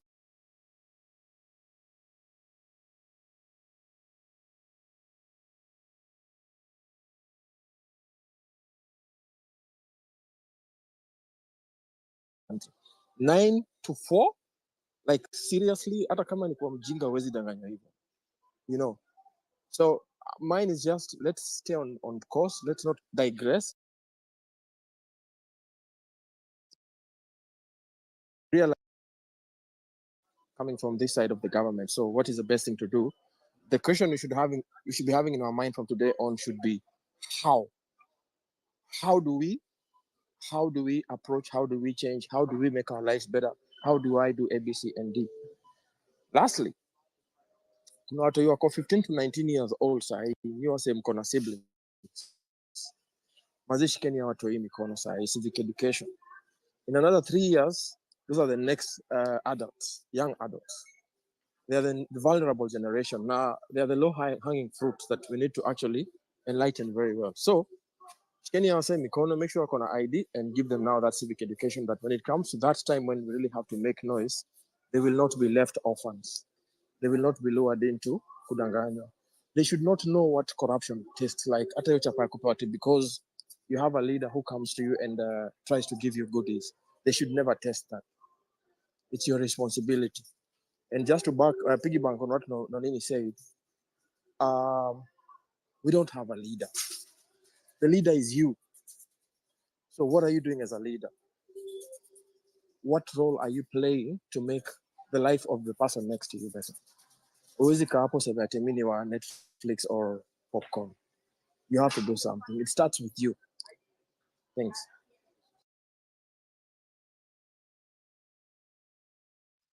Binti. Okay, Binti is not there. We have to. Poleni, guys, Ras, I was busy typing. I'm trying to retweet that thing. That video. Encourage people to go to the CNN website. Go to the CNN. Kama mtu wako hapa, go enda kwa nini yao, website yao, enda kwa Twitter handle yao, waambie huyo jamaa anaongea hapo, hakuna story nyingine anatuambia.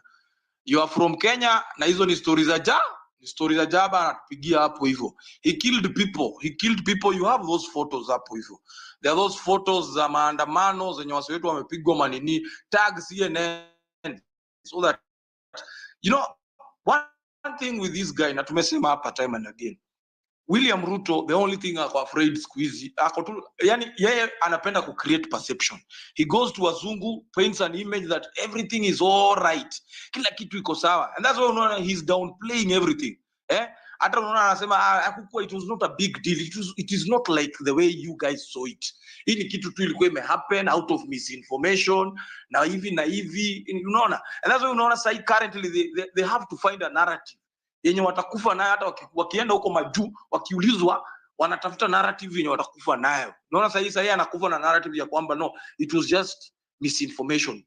The finance bill was okay, but hawa watu ni vile hawakuwa na hiyo information. Right now we are working well. So it tells you the truth that William Ruto si ati amemalizana na finance bill, so he incorporated the people to come and Ras. Yes. Sorry, Ras. Yes. How? Forget about that guy. Let's go how from this point on. He will not stop. We'll expect another one tomorrow. Let's do the house now, please. Oh. Aisha. Okay, thank you, our elder. Thank you, our elder, for bringing again sanity and order. Now, Binti, who was our next speaker? And I think we need to drop some of the people so that, because we're having so many requests to kuchini na hawezi accept wengine. So I would kindly request some of you to drop so that we can accommodate others, especially if you've spoken, you allow others to come in. Especially these are now where the diaspora comes in, so many people, and I know that they are very much concerned with what is happening in the nation, and they would want to listen and contribute. Kindly, if you've spoken and you feel like you've exhausted your point, you can drop, or some of us can drop you on this other end. So the next speaker, Binti, you had one, or I give? Yes, it was gonna be either one, Kenya or Kim 001. They have the hands up, guys. That video, that video has made me so mad. Please go. Whatever wild news, whatever it is, tag all of them. They need to know. Yeah, let me tell you guys something. On this side of the world, that's what happens. This guy lies and he comes here and he tells us such sweet nothings. This is the biggest gaslighter we have in our country. The biggest gaslighter. Kim 001, number 1 Kenya. One of you just go ahead, please. Hello. Hey guys. So Hi. Yeah. So thank you Binti Africa, KOT, na Ras G nimemsikia. Kwanza KD ameguza point yangu yenye nilikuwa nasema. Hakuna kitu mbaya kama underestimate politicians. Those people are not stupid. Tunafai kukuwa ahead of them. Like watu wanatuplanianga tu kila mwezi kuna kwa na issue, they are done deal. Alafu unapata issue kama ya ABC. Wase hiyo tunalambishwanga tu sakafu. Kama sahii issue ya IBC inasongeshwa tu. Tukaribu kufikia uchaguzi tutasikia mwaka uchaguzi inaahirishwa. Kwa sababu issue ya IBC ni very critical. Na sahii tuki lose to focus, issue ya IBC itarukishwa tu hiyo venye inarukishwa, kwa sababu unaona hii mwezi tunaingia hii wiki tena issue nyingine imeingia, sijui shift, sijui sharp. Like what the fuck is happening in this country? Bako una take a break, like uko like what is just not happening? Ukiangalia news sijui mambo ya impeachment. Yesh. Lakini civic education is the way. Me personally will take a break online, kwa sababu sometimes unaingia X umechanganyikiwa, ndio like what is not happening here. Wengine mistrust among us and many aspects, kwa sababu unajua kama sahii politicians wata notice kuna mistrust among us, imagine watakuwa na plant an issue, tunashindani hapo kwa issue moja, at the end of the day wanajua Kenya wanafanya. Unapata mwaka imeanza imeisha, inafika mwaka uchaguzi, IBC jaundwa, hakuna marked boundaries zenye zimefanywa and everything. Unasikia uchaguzi itaahirishwa kwa sababu hakukuwa na planning ya kutosha. That is the thing. Alafu sasa unapata mjinga kama Samson Cherargei hakuna the audacity ya kutuambia hapa ati sijui presidential term limit inafai kuongezwa. Like how is he stupid and useless? Like that man is stupid and useless. Yani kuna other bills Kenyans are suffering, alafu mwingine anafikiria venye how you can increase term limit. Hey, it is a wake up call in Kenya. It is always a wake up call. Like when Binti Africa amesema, like Ruto is the biggest gaslighter, and every politician, like sahi politicians wenye wako sahi Kenya ni gaslight. Kwanza mwenye sahi anaimpichiwa acha impichiwa aende nyumbani. You cannot be a tribal bigot and pretending to be the savior. Kama wewe mwenyewe hiyo serikali una feel ni shenanigan, why should mbona haja resign? Mbona hajatuambia ni akina nani walihusika na hao watu 60 wenye walipigwa risasi kwa maandamano and more others wenye wako still not found? If is genuine, hii ndio mambo ya sympathy. Like I wish the society yenye tunaishi wangekataa mambo ya sympathy. Sympathy ndio imetuweka hapa sasa situation yenye tuko. Sympathy ndio iliingiza Ruto kwa power. This sympathy politics cheap. Oh, wananifinya, oh wanatumaliza, wapendi watu wetu. Oh, hii kabila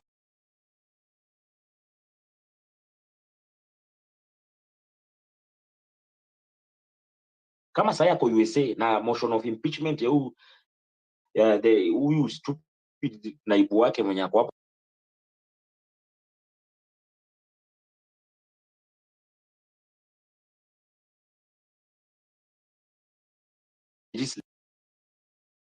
Kenya, kila mtu mwenye kwa space anafai kuanza kusahau we do not have a legislature. Hakuna legislature yenye exist in Kenya. There is none. Sasa ni myopic, they just cheer. They are the yes men and the yes women in parliament. Sasa bili ikiingia tu bunge inapitishwa kwa sababu hao ni cheers, hao ni watoto wa nursery, they just sing to the choir. Once their pocket iko fiti, they just sing to the choir. They cannot help anybody. Wamesha stood so low. They are very myopic, wako loud, topics zenye wana discuss huko they do not make sense. Sasa huwezi kaka hivi chini atu unaenda kuangalia kama motion kwa bunge kwa sababu there is nothing enye iko interesting pale enye na make sense kwa sababu wanaongea vitu myopic, stupid things, wanapitisha vitu hata zi make sense. Yani sahi Kenya tuko at a state haujui kama tuna progress ama tunarudi nyuma, but one thing, hey, hakuna kitu mbaya kama society yenye iko arrogant ya kusema politician ni mjinga. They are not stupid. Sasa wanatugeuza, ni hii wiki Adani deal, hii wiki ingine Chief, hiyo wiki ingine another thing, hiyo wiki ingine another thing. Mwaka inaanza inaisha, scandals in scandals out. Issue ya IBC ni kusongeshwa tu, inasongeshwa. Ikishakaribia tu uchaguzi tunaambiwa uchaguzi imepostponediwa due hakuwa na planning, hakuwa na funds. That's where we have reached. Hapo ndo sasa tunaelekea tukiangalia mchezo Ruto venye hapo ndo sasa tunaelekea tukiangalia mchezo Ruto venye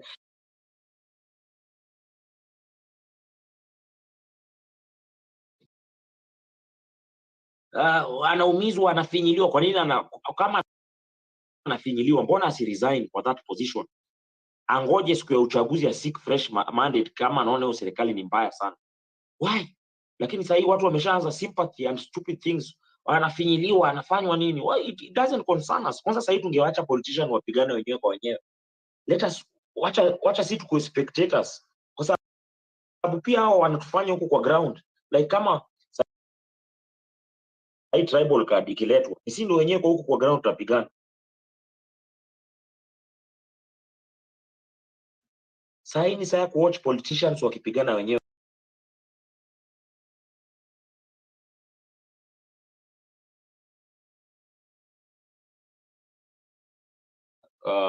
Nimejaribu na kuangana kwa sababu niko na a small business na operate karibu na stage and I'm like najaribu kuweka civic education kwa hawa si wanduthi my youth wenye wanapita hapo and everybody. So you are welcome to Chokas kwenye mnaweza arrange ama mtanipin next location mnakaa Mchoka tuna debunk kwa soko mzima ya Choka cause we need those microphones equal loud and speakers. Like utan DM, I'll send you my number, utan DM like you are welcome. Utan DM, I'll send you my number, utan DM like you are welcome here. Like tuingie soko to debunk hii soko mzima kwa sababu we cannot be having our people going to election to vote out of sympathy. Because hii sympathy ndo inatufanya tunapata these are the results. Unaona mtu Kenya anaenda kusema kwa CNN, seriously, what is he saying there? Like ati huyo ndio leader. Like hata wazungu wanaweza tuangalia kwa population. Unajua sahi in Kenya and Africa as generally wamefanya democracy na kwa illusion. Like democracy kwanza in Kenya is an illusion. Democracy is an illusion. Ni kama tunaisomanga tu kwa kitabu, like rule of law. Sahi katiba inarepiwa over and over, like the constitution is just being raped over and over. Ulishachoka. Sahi democracy imeshageuka an illusion. Ni kitu yenye unasomanga tu kwa kitabu yenye exist in real life. Inaripiwa tu on a daily basis. Unapatanga tu law breakers. Mtu kama Masengeli angefai kukuwa na serve sahi sentence yake huko ndani. Sahi alishatishia judge. Unaona judge ali withdraw kwa hiyo kesi due to personal reasons, alafu akasamehewa. Like Masengeli alisamehewa. Sahi mtu unajiulizanga what happened ikafika kwa hiyo judgment. Alafu chief justice mwenye ako kwa hii Kenya, oh my god, huyo mumama, she's a waste. She's a total waste. Like seriously, anafanyanga nini? Anafanyanga watu wauawe, she's not talking. The constitution is just being raped, she's not talking. She's just there. I hate that. Mi nachukia chief justice mwenye ako Kenya. She's useless. Like kwa hii course tangu ianze hakuna Kenya amefanya. There is nothing good enye amechangia to the cause. She's just there. Like yeye ni kama ni choir member, yeye hata ndio choir member. She cheers when the constitution is just being raped. She cannot stand her ground na kusema iko hivi and hivi. Hatufai kutishiwa. Anafai kukuwa mesummon watu kama kina Kindiki wako held accountable. Like how can 61 people be shot dead na bado mwenye alikuwa responsible is just walking free? What is the work of IPOA? Like institutions zenye sahi ziko ni kama zinakuangaziwa au watu wanalipwa bure. IPOA is a total waste of time. Hakuna siku yenye umesikia IPOA imetangazwa kwa news imeconvict polisi mwenye ameua watu. Kia Njokoma brothers mpaka sahi nothing has happened. You see, vitu kama IPOA is just bogus. Like seriously, wana receive salary yenye make sense. Sahi we must be like, ukiwa hata mtaani umekana wase bonga kuhusu civic education venye tutajikomoa kwa sababu ya losing it. Politician wanatuchezea, washajua, washa study ground vizuri sana. Sahi mtu kama Ruto alishaunda Pentagon kitambo sana, ashajua. Ali Hassan Joho amereplace Najib Balala ule mwenye alikuwa hapo tuosee. One Kenya. Ameshachukua the cost of living. One Kenya. Wacha mimi niko na nitu kidogo. Umerealize umerudi mali tumetoka, tunaongelelea hawa sasa. Mimi ndo katuongezea tutasaidia. Whatever, there's nobody who loves the chief justice of the president. Let's think of how she's fucking. Yes, we all know that. So can we talk about how do we move forward? Let's not talk about these people at all. It's going to help me and you. So please. Mimi Kenya naweza sema Kenya KD anasema is making sense, tusiwapatie time. So mimi Kenya naweza sema like ukiwa ground make an effort. Ukikaa na 1 or 2 3 people, jaribu kuambia importance of good leadership. Hapo ndio itatuelekeza vizuri, because unapata watu wengine wanakuanga very busy struggling na life, so afuatiliangi more about election, on how to elect a good leader and everything, kuangalia characteristics, character, personality ya msee and everything. So tujaribu ukiwa ground, just talk more. So mimi niko Choka, like I'm based on Choka, Nairobi. KOT karibu, mtanitag, like mimi ndatuma namba yangu. I'll like to join the next trip, alafu tu organize pia huku Choka. Like kwanza huku kwetu pia kuna a lot of work to be done, because tribal are very active on how bad leadership inaweza to lead kwa crisis. Watu watoke kwa mtu politics, because it doesn't help us.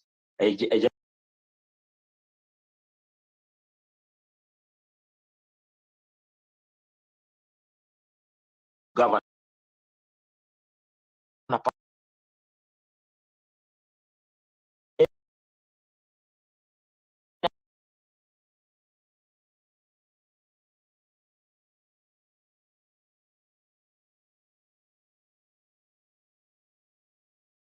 inafaa kuwa our daily pill, like hiyo inafaa kuwa our daily bread before tufike 2027 at least.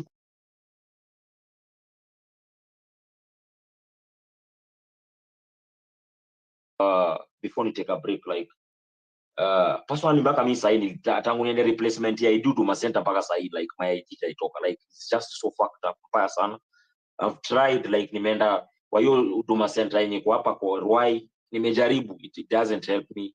Sahi nimetumwa kwa mtu specific huko Jogoo House, I'll not mention the name. Nimeambia ukienda huko ulipe 3,000 utatoka na ID after 30 minutes. So you can imagine that is corruption. Sahi mpaka sasa uende ulipe 3,000, Huduma Center wamekataa kutoa ID na ni replacement, just only replacement. Nilishalipa hiyo thao, sahi tunalipia identity yetu na Maumau walipigana for identity. Seriously, where are we heading as a country? So civic education is the way to go, make watu understand bad leadership inakuja na consequences. So civic education all the way. KD, thank you manze. KD, thank you. KOT manze, keep the gospel running manze. Mkiwa na Morara, ambia shout out kwa Morara binti Africa manze. Nashukuru sana kwa kuendelea na hii course, na RasG bado nimeingia space leo, napata waseo bado wako active.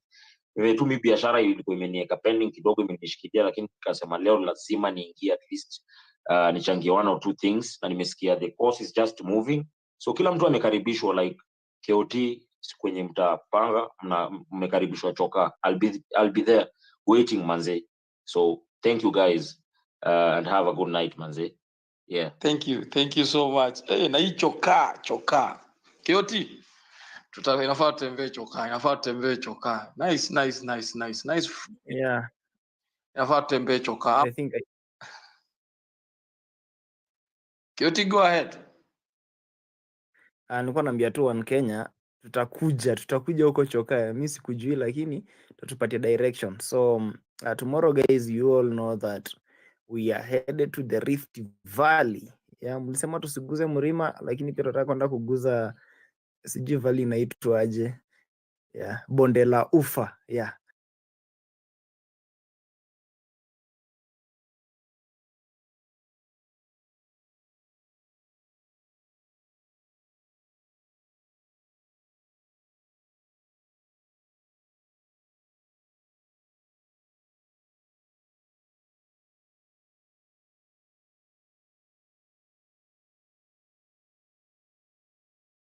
Tuenda kuguza bonde la ufa. Guys, tuenda kuguza bonde la ufa. Guys, I'm good.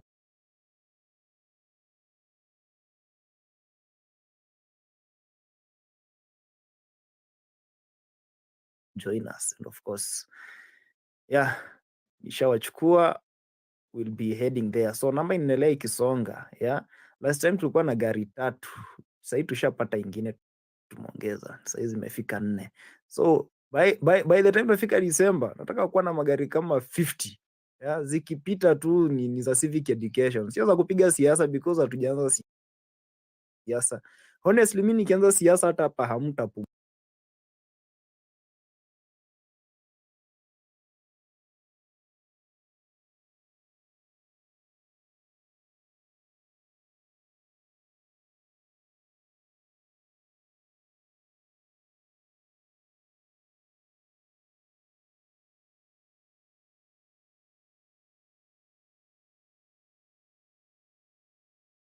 because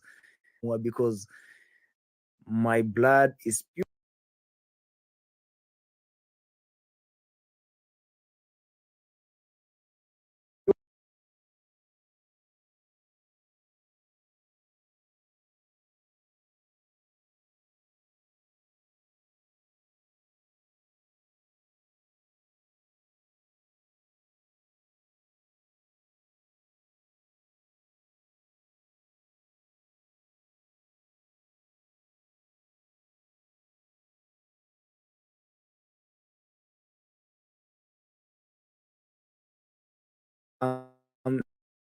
The only person mwenye naweza sema is both a politician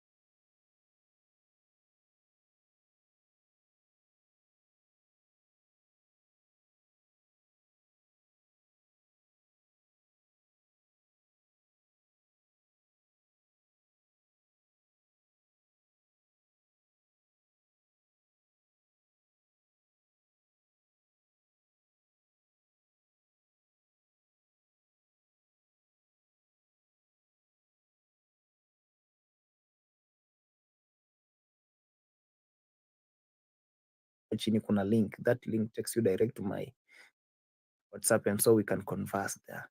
Namba iko hapo.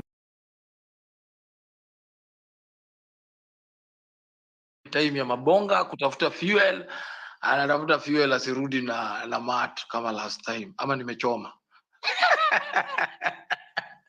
Asirudi na Last time we encountered a drunk nini driver, and what we saw, it's only God that we are here. So ensure that you continue praying for us. That's why nimesema mtuombee bana. Yeah, I have a lot of challenges out there. And so just your prayers are enough. Mtuweke kwa maombi bana. Ndugu zangu Smack kutoka Coast, tafadhali ukisoma Quran, ensure you mention my name bana. Ndugu zangu wa Islam, ndugu zangu wa Kristo, tafadhali ukisoma Biblia na uende kuomba, ensure you are saying a word na uniombee. Hiyo jina yangu official ni Marvin Mabonga, so omba bana.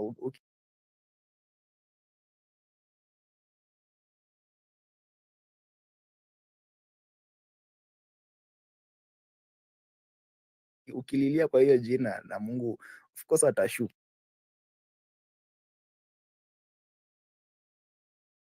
KOT ameguzia kitu. This is like taking a risk. Yeah, it's the biggest risk. It's the biggest risk fighting for your own country, fighting for the flag, because sasa hatuna mtu yoyote wa kutupigania. And this one comes with a lot of, like I'm saying, risks. It is my appeal. Wakati KOT Morara wanakuja kwa ground, remember we already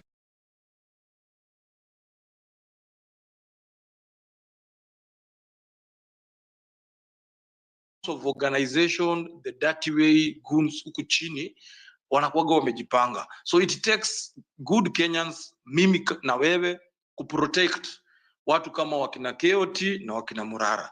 So let the happenings that took place in Embu, where a very one of the most controversial MPs from, he's called Ruku. Remember, Ruku is one of the individuals who at some point wanted to introduce a bill in parliament to curtail our freedom of expressing ourselves in demos. Huyo jamaa alikuwa ametokea na he really allowed the people of Embu, they dealt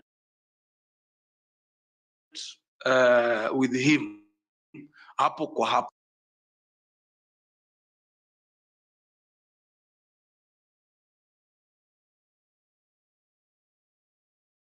So whenever this convoy comes, whenever these guys come, it is ni wewe na mimi by and surround you na all arms of security.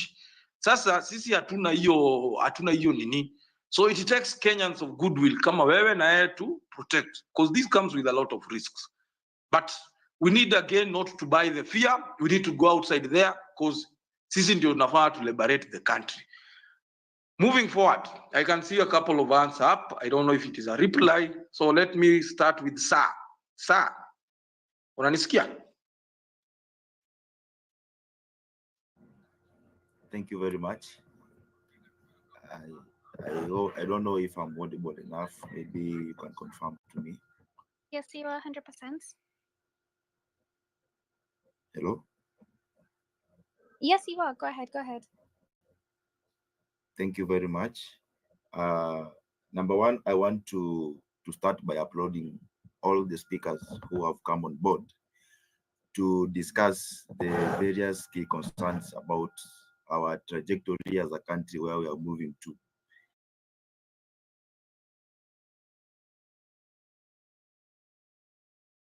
And I want also to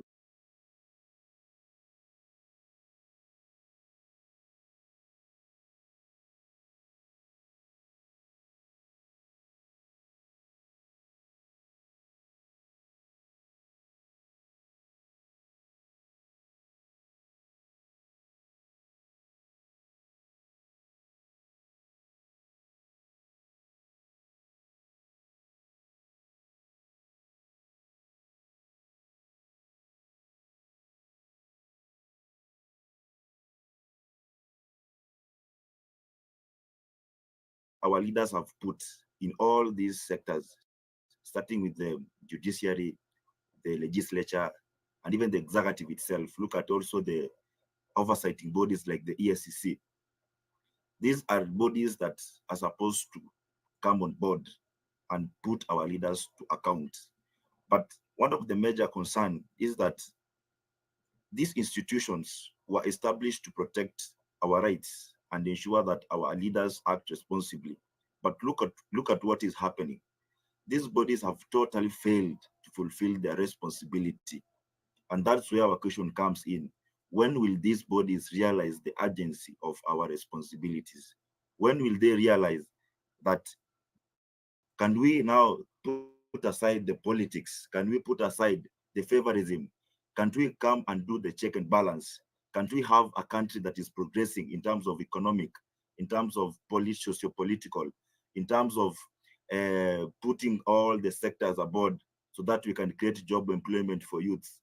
Look at the graduates that universities produce every year. Where are they going? They don't know. They don't have a plan. They're just there. They just having a government that doesn't have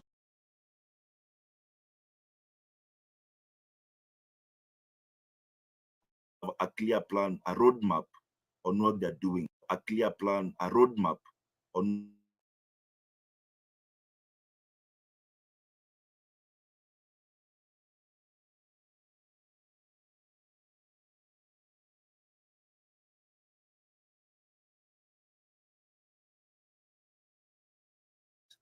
and it deepens the gap between the government and the people. So we need to recognize that governance is not just about those in power. It is about the responsibility they have to serve the public.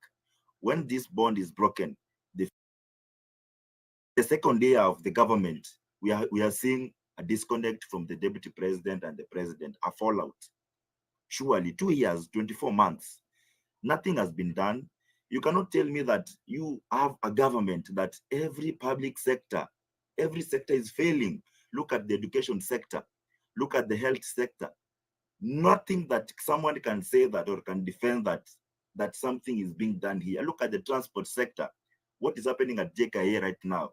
Now, how can you tell me that now we have a government that has competence? How can we come and say we can defend this government by saying that it's a working government?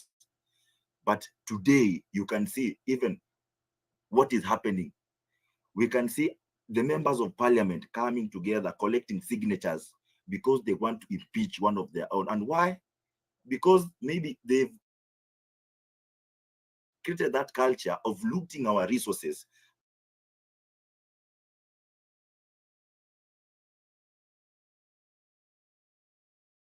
Until they feel like, now, and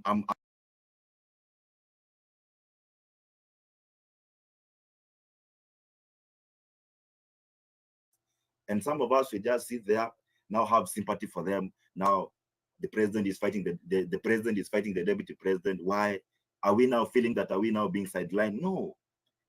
Actually, one thing I need to appreciate the Generation Z, because I think I've seen it, they don't have that tribalism. They don't have that tribal in us. I think it's high time that we've come to realize that no matter what, no matter any region block that we have, we can see a leader that who can deliver. I think that is the person that we have to put trust. We check on that person. If he fails, we just come on his neck for accountability. But you see, today where we are, we are on ourselves. No one is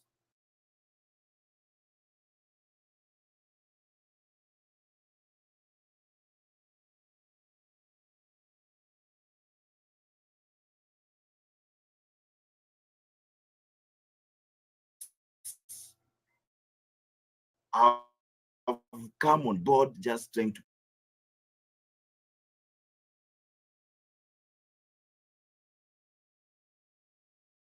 much strength to push some things, because after all, this is the government of the day that we have, but we can plan something. These 3 years are this is a very good time for us to plan. Number one, we make sure that we have the voting card, we have our IDs. I know there are those constraints that they've put so that, oh, the Gen Z, they don't be given ID, right? but you just apply, have those credentials. When it comes for election and you just have a friend that does not have a voter, there's nothing that you're going to talk with that person. There's no way that we can just come here on online platform. We just keep on repeating things that we usually say every day. But when it comes to doing them, we don't do them. We're just sitting there online browsing TikToks. Some of us don't want to engage ourselves knowing which kind of these things that are being passed in parliament. Only I'm very sure, even if you just try to check on ourselves, many of us just went to follow up on the impeachment motion for Gachagua. But let us ask our sincere question to ourselves. How many times do we listen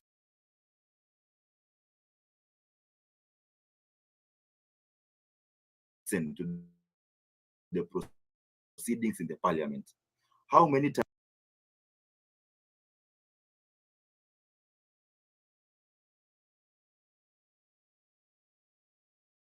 have you listened to some of the bills, have you listened to some of the bills, some of the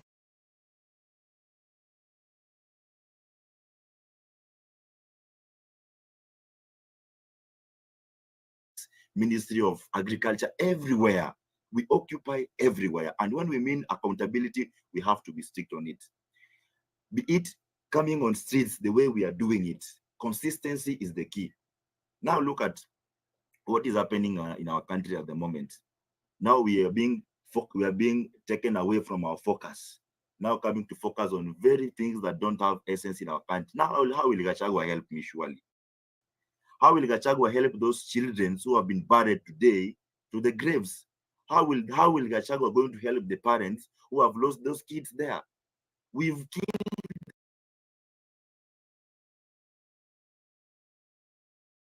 the future of our kids. We're having a government that doesn't even care about what is happening. I just want also to congratulate what Marara is doing, trying also to educate. Civic education is very important. When we are informed, because information is power. When you have information from where you sit from, when you are fully informed, because I know that this generation where we had Generation Z, this is a very educated generation. Is ile pale tunaweza kusema tunabeba ufala hivyo? Hapana, because these people have realized that many of us were informed with the constitution. We can even quote the clauses, the articles. We know our rights, and they are not happy the way we are fully informed about all these things, because they used to see us that they are these people below age of 30. They don't know anything, but they are being shocked. And that is why you can see them grouping themselves. How many of you they expected that Raila Odinga will come to side Ruto? This is because these people are very greedy. They just come, they just come.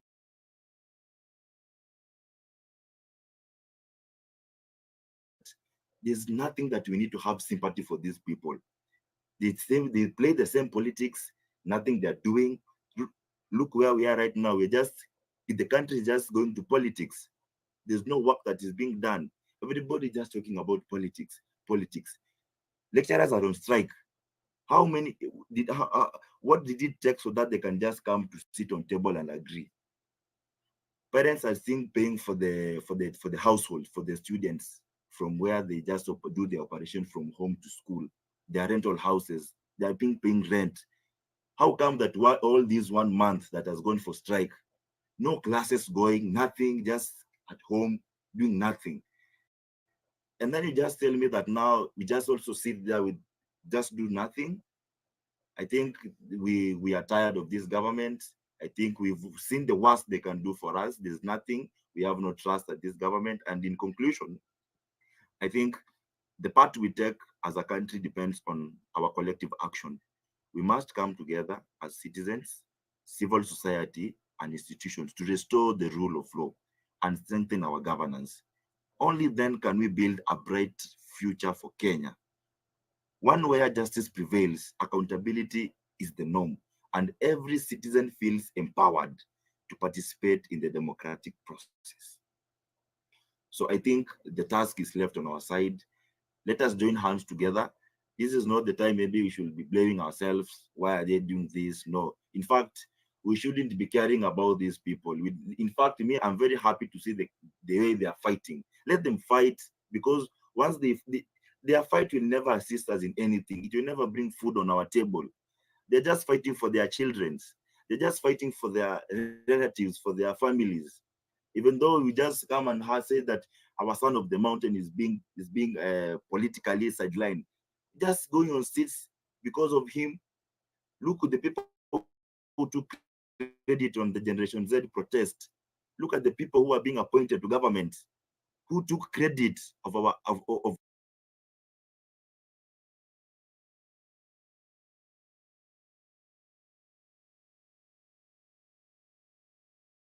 we can defend this.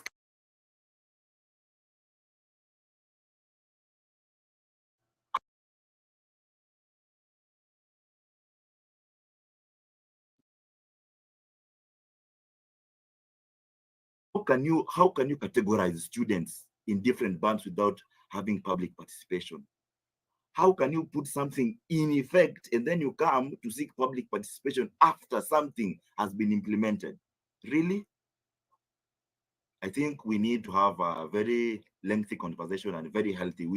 I bet we have the people we have in government are maybe they're having some mental problem. I don't even, the things that even our president is speaking abroad and here in Kenya are very different things. Recently, he said that that Ford Foundation was the one that was funding the Generation Z. Today, now they're saying it is the deputy president who was funding the protest. He was abroad at the US. He was saying, "Oh, the Ford Foundation is doing a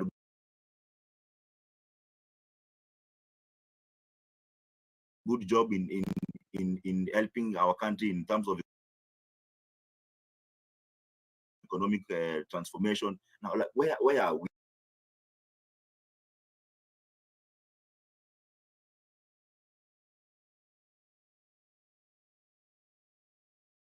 Together, we have lawyers, we have doctors, we have economists from ourselves. We are learned.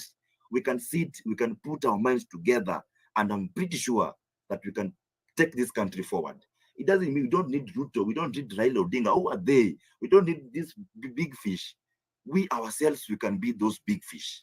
We have the minds, we have the brains, we can reason, we can put a proper leadership, a leadership that is working for this country. We need to have managers. We are tired of these politicians. We need to have people who follow the rule of law. We need to have people who are there to the rule of law. So we will keep on talking all these things. We will I'm waiting for you to land. Yes? I'm waiting for you to land. I think I've given you enough time, so I'm waiting for your closing statement now. Thank you very. As I'm closing, let me just close, because I think we'll just keep on talking until tomorrow. As I close, I think my stressing point is that I think we should be conversant with our rule of law, because everything that happens in our country revolves around the rule of law. So if we have people who follow the rule of law, if we have our institutions being grounded on the rule of law, they do their job without being compromised, without being influenced politically, I think we could be in a very better position as a country. Thank you very much, and I appreciate you guys for being there.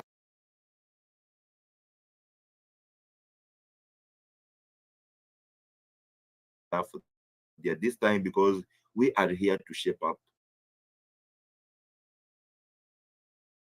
You raise your hand, it's either a counter or it's a reply. I had seen KD hand is up, but just hold Kiasi, just hold that thought. There is Isaac. I want to put it in this order. There is Isaac, there is Daniel, because there are people who have never even spoken here. So I would want to go for these new names that have never gotten a platform to speak. So somebody's mic is on. Don't know whose mic is that. Kindly mute. So I'll start with I'll go to Isaac. I'll start with Isaac, and then we go to Daniel in that order. So those are the speakers. But before the speakers, KD, in a half a minute, what I think it is a race. Yeah, thanks. Thank you. Mine is just very simple. I think I'll play illegal co-host. I'm not doing this to belittle anyone or to attack anyone. Please let us talk about how we'll move forward. Let's forget talking about these guys. At some point, we had a very, very good direction, but I understand everyone has emotions and you're bound to express yourself. But we can do this until God knows when. As we're speaking right now, they are also speaking. Just keep that in mind. Yesterday, we spoke about Gachagua. Today, we spoke about Kindiki. Tomorrow, we'll speak about what Ruto has said on CNN. The next day, something else will come up. So, usifikirie hasira itaisha. That's why I'm just clinging on this point of let's think of how can we move forward? How can you and I be the difference? How can we make this thing more in whatever? Like when Farah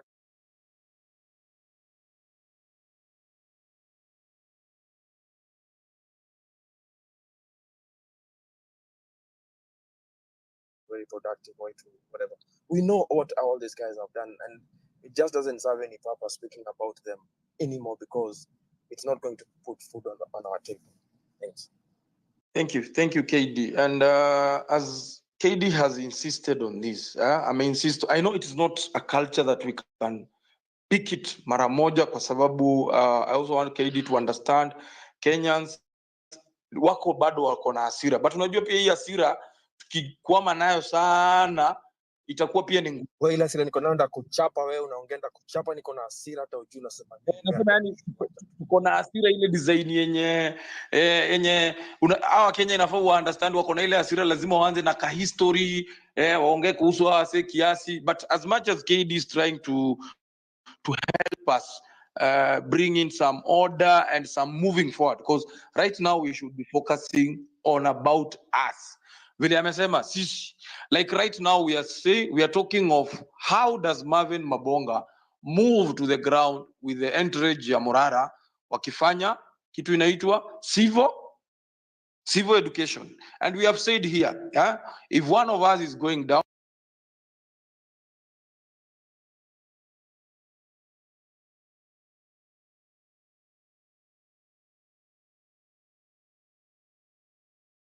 let us support, please. Wacha tumsaidie 100, you can do your 50 bob. It is just a one way of helping Mabonga and the team go to the ground. Remember, they are taking our message down to the ground. These are the things. It is time we owned this. We need to own the revolution. Kwa sababu tukiachilia wa own the revolution, you saw what happened, yeah? The moment we relent kidogo wanapata space ya kuingia, wanaingia na wanachukua hiyo revolution. So you can imagine an incident. Do you think mtu kama Morara ati serikali imeshindwa kumuitia kazi? So let us avoid any gap, any opportunity we get in owning our movement, our revolution. Let us do it. If it is contribution and one of us amekuja hapa, Mabonga amesema openly, mimi naenda down. Si ati na nini nimewambia, but naweza taka usaidizi ya 1 2 3.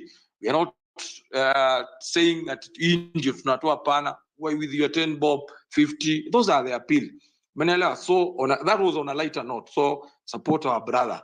Secondly, KD amesema, and this one is an insisting, we should tuache hii sasa kuna ka culture. Najua ni kagumu kukaacha, aka ka culture kuna wase wanakujaga pia na history. Mtu anakupigia story, ka history, lakini ukitafuta huyu jamaa alileta solution gani huko mbele haikukuwepo. So let us be, now we are going. Like KD amesema, pia wale wanaongea. These politicians, they are not sleeping. As you are strategizing hapa hivi, they are strategizing. And somebody has said they are very good in strategizing the future. They see 2 years. Ruto ashajua miaka 2 atafanya nini. And talking of that, there is Ruto was sijui kama bado wako CNN. He has been talking, amesema anasema hizo vitu hakufanya. Uongo yake ya kawaida. Go to that CNN page, when you go to KOT, and this is something that we should be doing pamoja. Wakati tunasema tunaenda kwa page, go to KOT page, kuna CNN live ameweka hapo hivyo Ruto akiongea. Go to the CNN page, ambia watu wa CNN, huyu jamaa is not even speaking on our behalf. Actually he killed people. You have those photos za maandamano watu wamepigwa. Tag them there because he likes lying to the West how good he is so that he can be given those funds zenye wanakuja kutuibia huku. So hiyo ndio information. Those are the information because everything is about perception. If he creates a perception that he's a good man, you get an opportunity to create a perception. He's a murderer, he's a liar.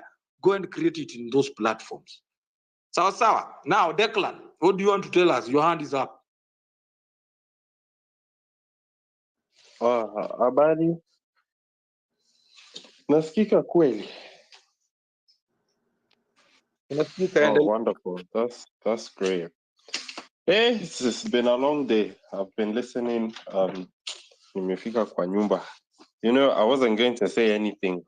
Alafu nikasikia watu wa diaspora wameitwa, so I thought I'd say something. So hey, olele.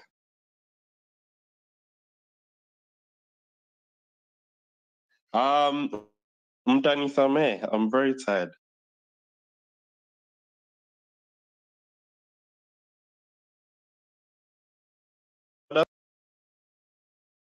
Diaspora kwa hii space you can send a wave, unaweza tuma emoji. Na pia tuma pesa bwana, tuma pesa. Send Marvin Mabonga money. There's not much you can do now, just send him money. Nilikuwa na transfer.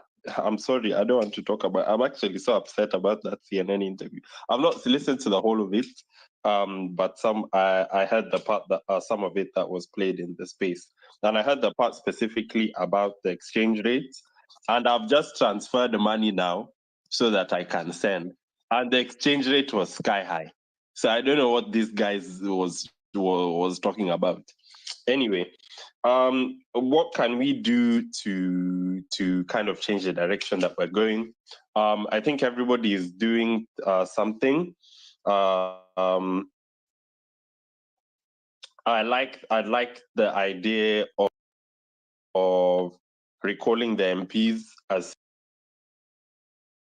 MPs that will be done if there's no IEBC. So we need to look into the issue of getting IEBC back, however that may be, whether it's legally, whether it's through protests. It's definitely something that needs to be carrying a lot of weight, and we need to find a direction on how we want to get to that point. Because as we, you know, for anything to happen, for the government to do anything, the MPs are the checking balance. The MPs are the checking balance for the higher powers of government to do anything. So that's why the MPs are usually bribed, or they're usually intimidated, or they're usually told utapoteza kazi, or they're usually brought in on the deal if Ruto wants to push for something. So it's very important that we don't forget that we really need to call these guys back, and we need to replace them with ourselves. And we need to make sure that when we go in, we have majority inside the parliament. So every time whoever is in the seat wants to do something crazy, sisi tuko tu hapo, hapana, hiyo hawezi fanya, hiyo hatutaki. That's something that we definitely need to think about. Number two is definitely being unified.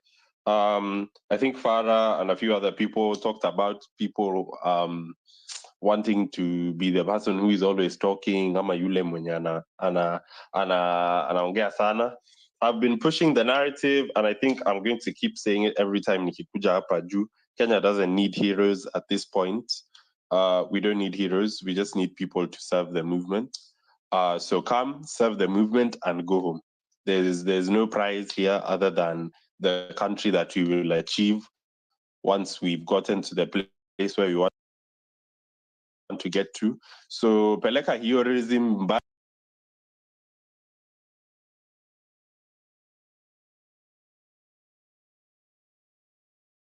Is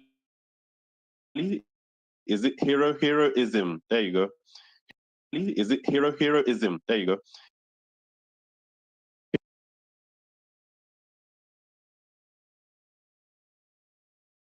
Our best foot forward in the movement, TRBD, put yourself in a difficult position, not too much of a difficult position, but if you can put yourself in a difficult position to serve this movement. Because, the funny thing about activism and nationalism and all this stuff to do with the country, sometimes the country that you're fighting for, you don't live to see it. I've been talking to some of the people, interacting with some of the veterans who are activists and nationalists and etc. since the days of 63. And these guys have still been fighting this war. Imagine since then, mpaka sahi, and they still haven't been able to realize the things that they were fighting for. Okay, we saw independence, we saw multi-party, so things have happened, but they still haven't seen the country that they dreamed of, and they're still here fighting the fight. So that's just a small encouragement. Usichoke. Believe me, and nikisema usichoke, I'm also tired. But I think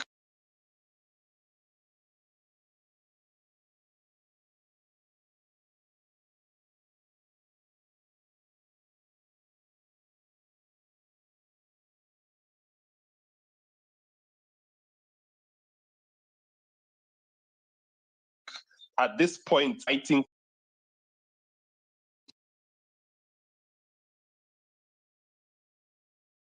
ukienda pahali uanze kuongelea politics, nobody wanted to listen to what you're saying. Now, if you talk about the direction of the country, that conversation is respected. Watu waongeangi tu hohehahe. Of course, sometimes we're fighting amongst ourselves, but the good thing is everybody is fighting to be a part of the movement. So at least we're fighting to be in the right place. So let's just align ourselves to kiendelea mbele. I had something else I wanted to talk about. I don't remember what it is, honestly. I'm really tired. But mi nakwanga hapa kila siku, so nikikumbuka nitasema tu. Thanks to the hosts. KOT kesho, salimia my president.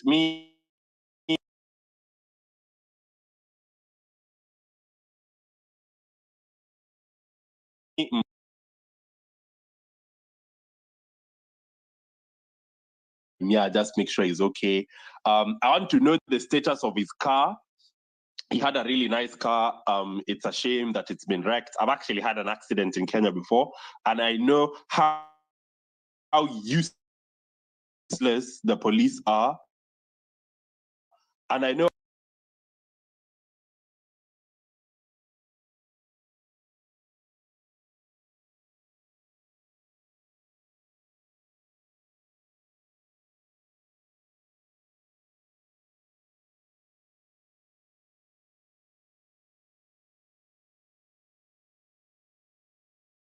how even more useless the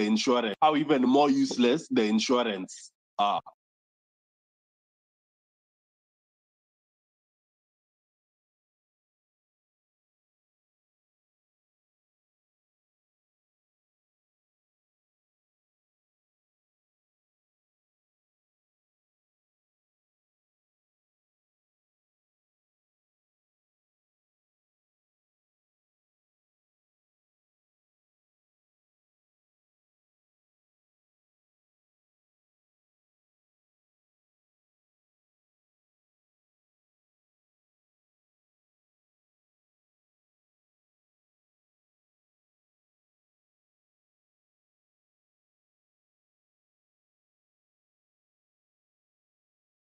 Even think I'm that funny. I just nilikuwa nasema ikikuja pia mimi nitasema nitaileta baadaye nikikumbuka, but thank you for being very giving, and thank you for supporting guys here back at home. And my opinion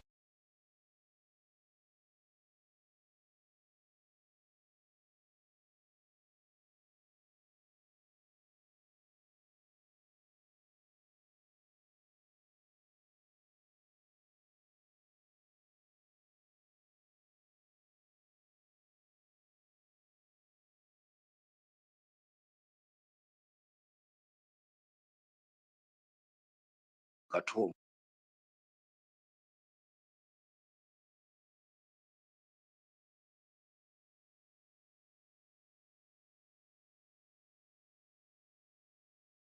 Everybody who is supporting Mabonga and Morara to go to the ground, thank you so much. Gladly do that.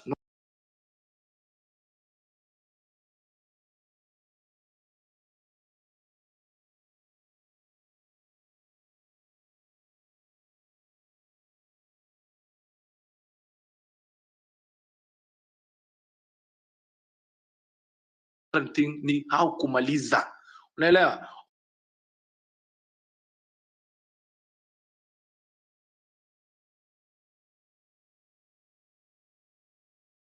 Mwingine anaangalia tu aone Vampire Diaries, Morara amesema nini. That is what motivates him.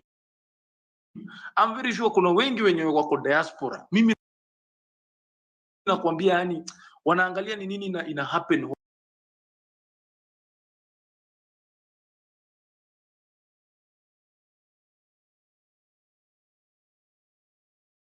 hapa.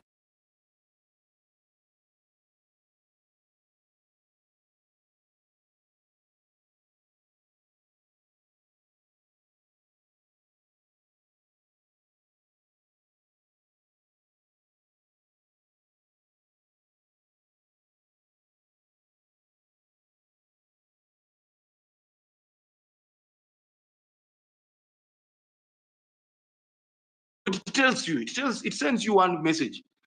They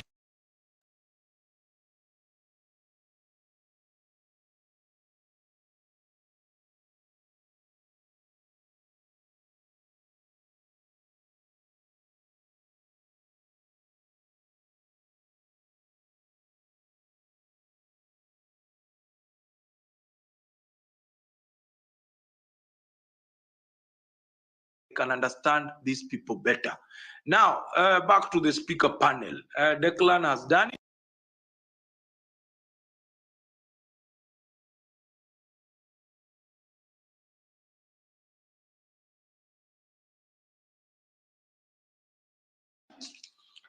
So, Daniel, what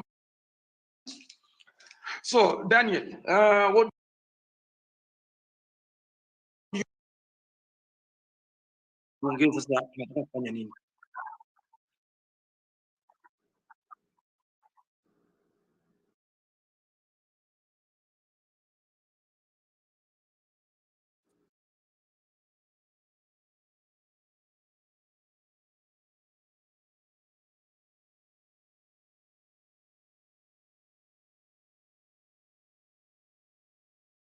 So it's going to veer off kiasi, but I swear.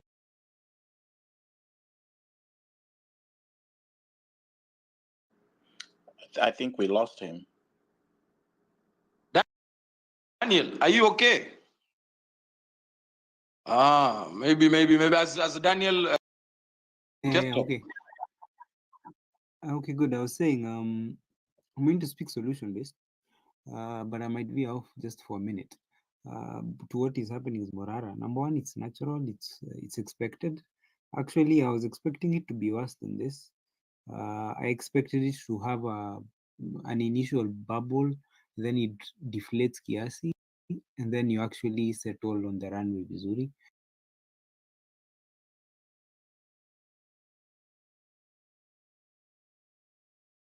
That was expected. But we also need to understand something solution based. Number one, I highly doubt Ruto is threatened. The population, he has the military, he has the police, he can suppress us. That is known for a fact. But when it comes to the international community, he cannot withstand the pressure of that because he's almost a servant to them. They're the ones who, like, you remember when we were rioting here and he was killing people.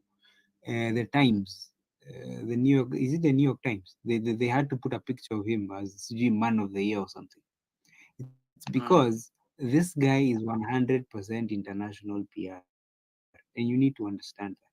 He is not ruling Kenya for us. He is ruling Kenya for himself, his political class, and the international community, because those are the people who essentially put him where he is. If those people had brought problems, they would have supported somebody else. And everybody who was there during the election knows the Americans wanted this guy. So when immediately he became president, that is why all of them, like, he held the entire US Congress was here in Kenya. Where else? Which other president in the history of Kenya has ever hosted the US Congress?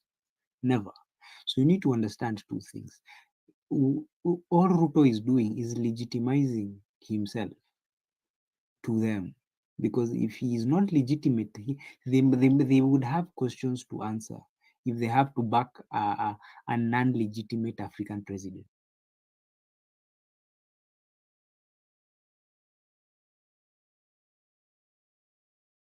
So they needed one that is a bit sanitized so that they can push their agenda to Africa. And Ruto